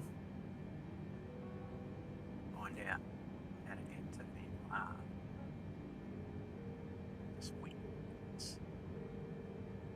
Alright, let's close this. Speed brake extended. Yeah, still doing it up. Where are we? 16, we're at 300. We've slowed down.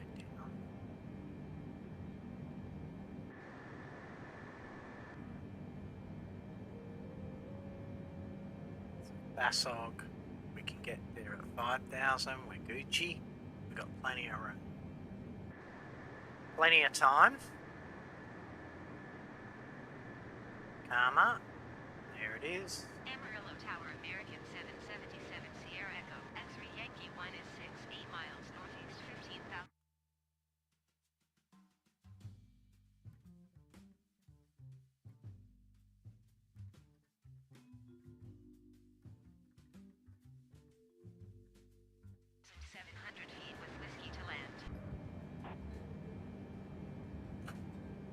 Fly straight and runway 22 American 777 Sierra Echo, X-ray Yankee 1. 22. No, why 22? Fly straight into 22. Alright, I won't say no. Let's get it sorted. 22 VOR Afrit XQ.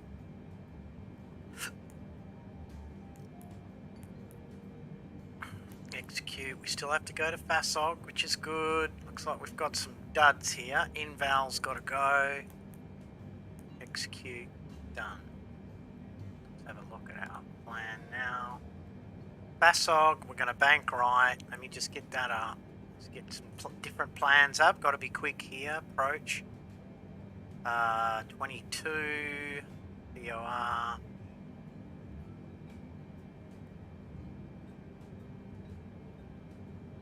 FASOG right to Meow. DECZEB. Let's have a look.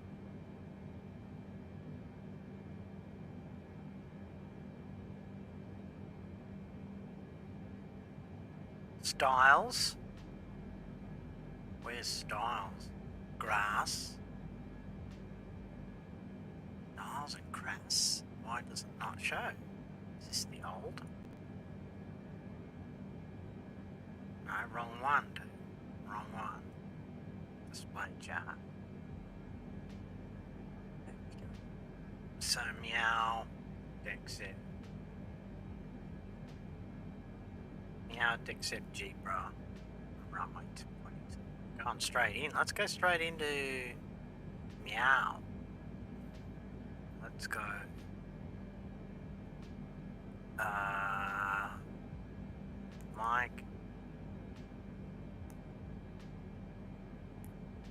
Mike, India.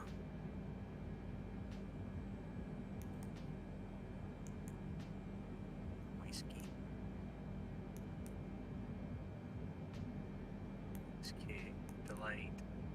Basog. Delete. Now, and we're going straight in, boys. 42 miles. This is going good, man. This is good. The sooner you can radio in, the better. I wish we could get the radio at 100 mile. Seems like we can only ever get them at about 50 miles. It's not really unreal. It's not really realistic. I'd imagine you would be talking to the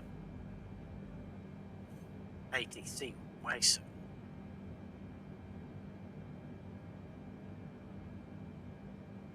Right, we're down to 268. I'm going to take a speed brake off.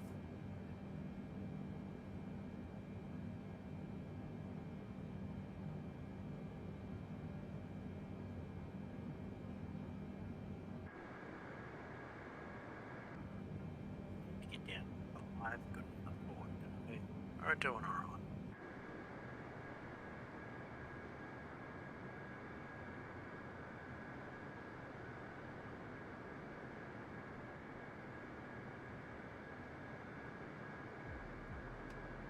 At least they gave us a long runway today.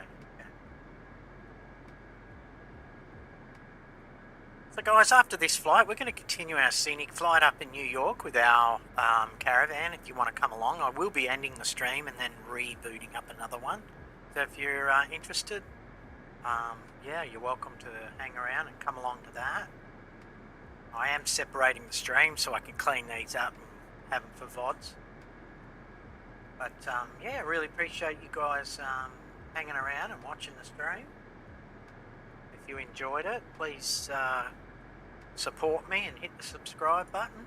No strings attached. 2500.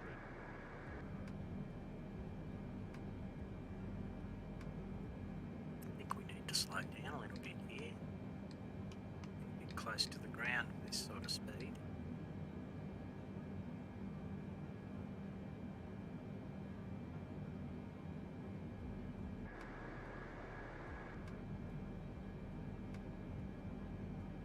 Definitely slow. Get in trouble. We're going over our 250 under 10,000. But hey, they haven't said anything. Okay, I'm going to shut ATC down. Let's start getting ready here, guys. This should be a piece of cake.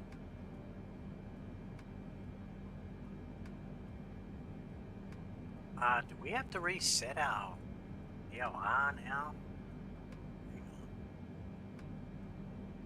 11660. 235 approach.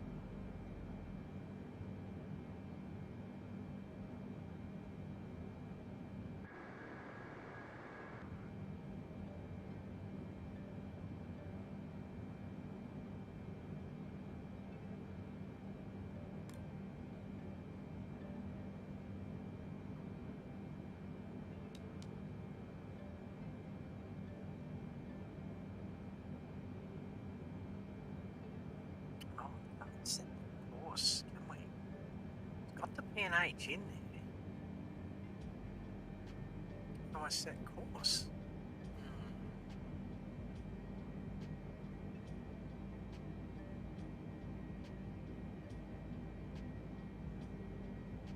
Oh, whoa, what do we got here? A bloody wind farm. Look at this.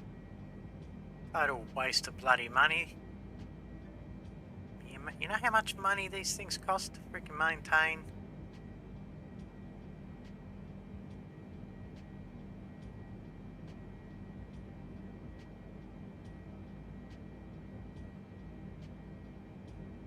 Okay, where are we at here?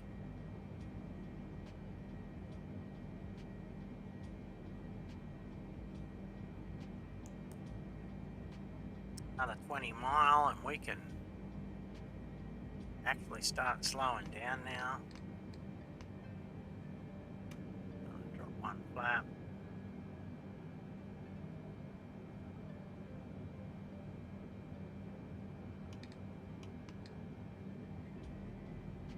Let's set it speed brake.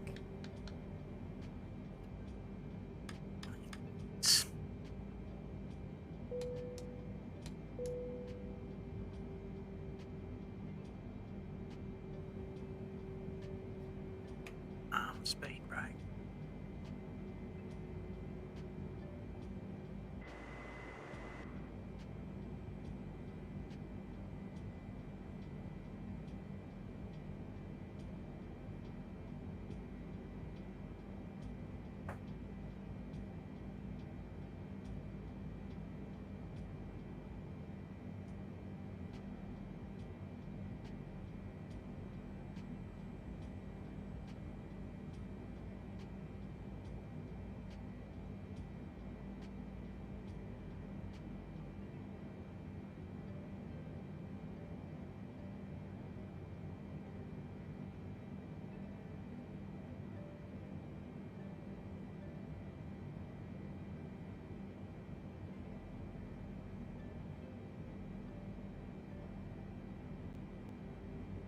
Ladies and gentlemen, we are now descending and preparing to land.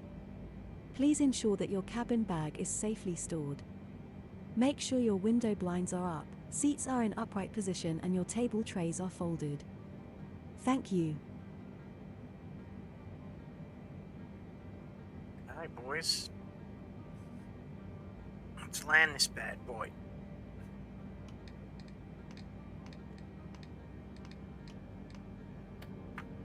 That's 5. That music for now. See you guys down there.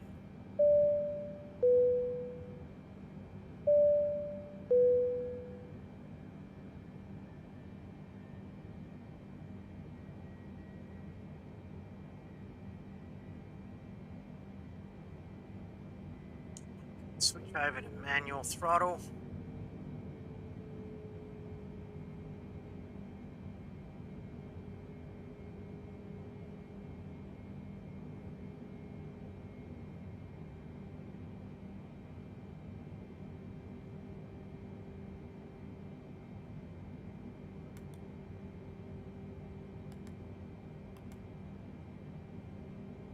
Coming up to meow. Need to be 3 on E4.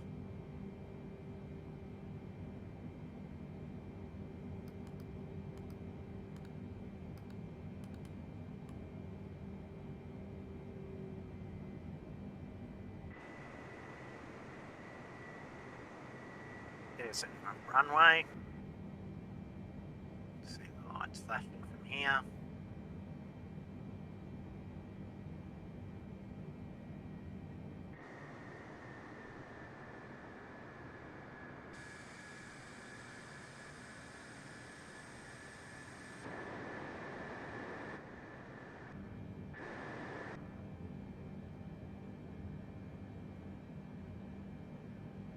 Final checks, crew.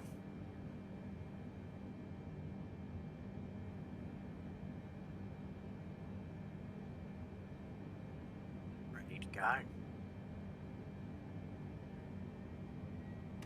That's 15.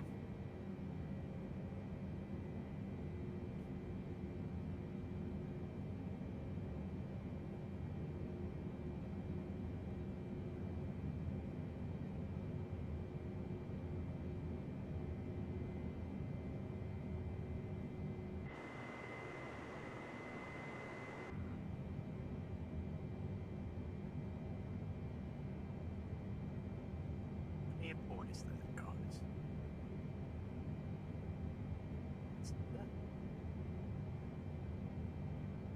Seem to be off track. Yeah.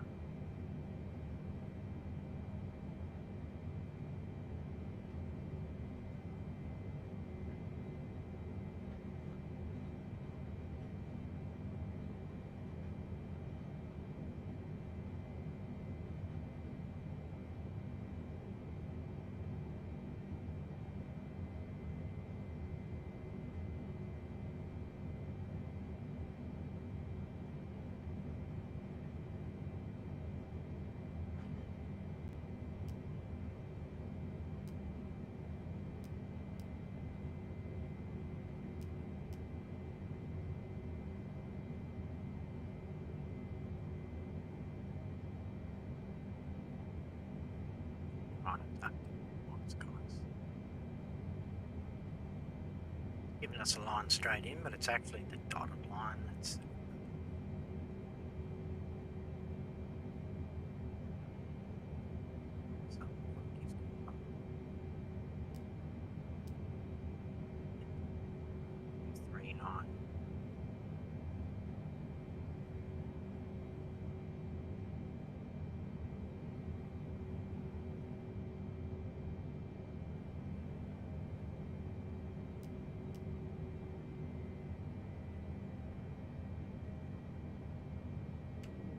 That's 20.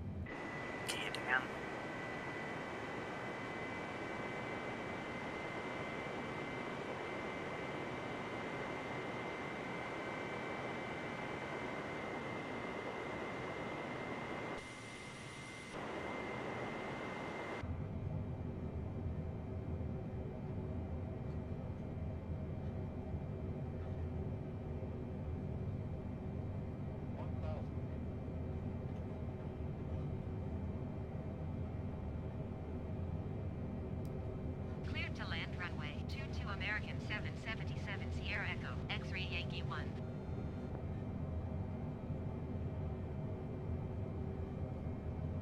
Pull flaps down, 30.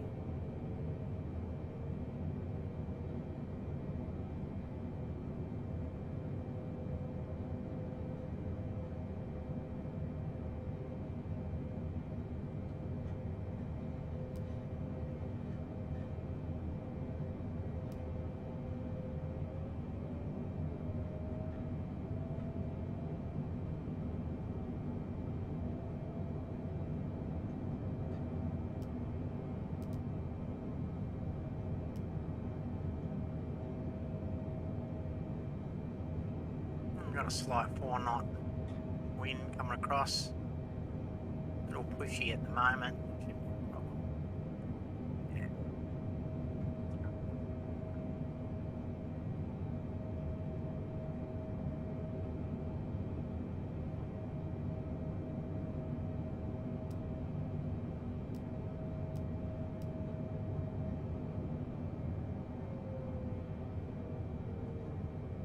Wind 280 at 2 knots.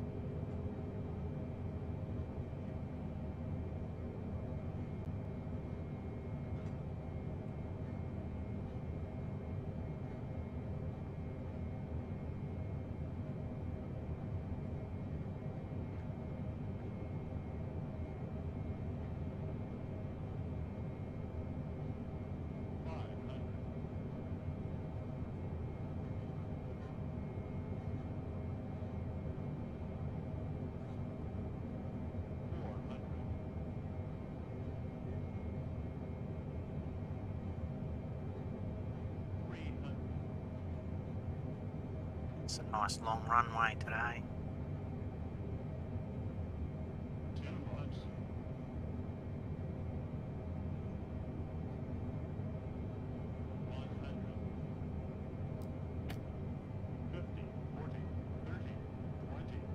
Landing time locked.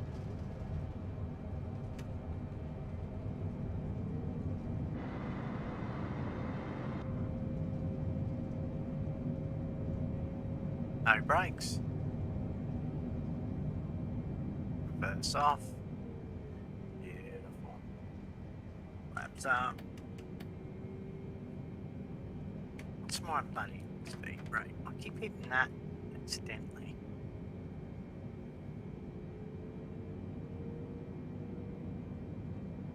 Alright, ladies and gentlemen, we We are on the ground. Thanks for traveling with EMU Air. We hope to see you in the next flight. We're just going to bring you into the gate here. Enjoy Amarillo, Texas. It's a gorgeous day and a beautiful town. Good food, fine hospitality.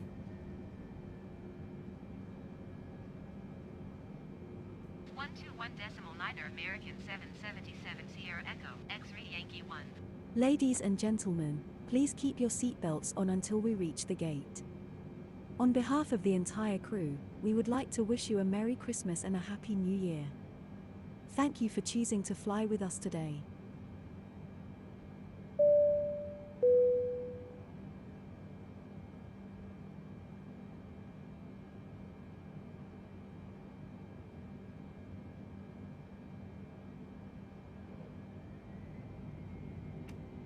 Give us a bloody...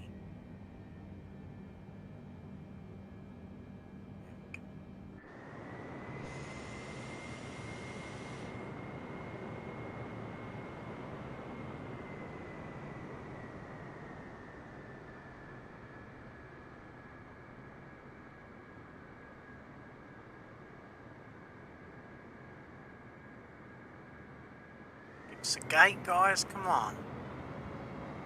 We're just going to take a go.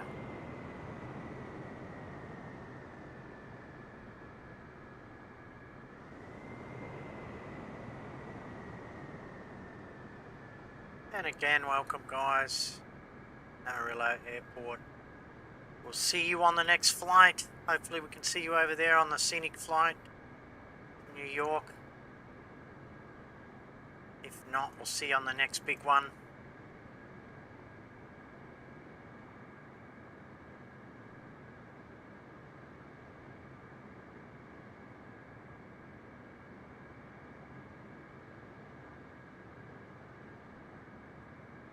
Amarillo ground, American 777 Sierra Echo, X-ray Yankee 1. Could you please connect the jetway to the aircraft?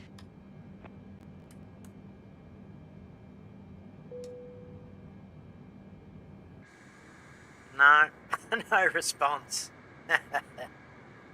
Alright guys, that was an awesome flight, very enjoyable. Another 2 million in the bank.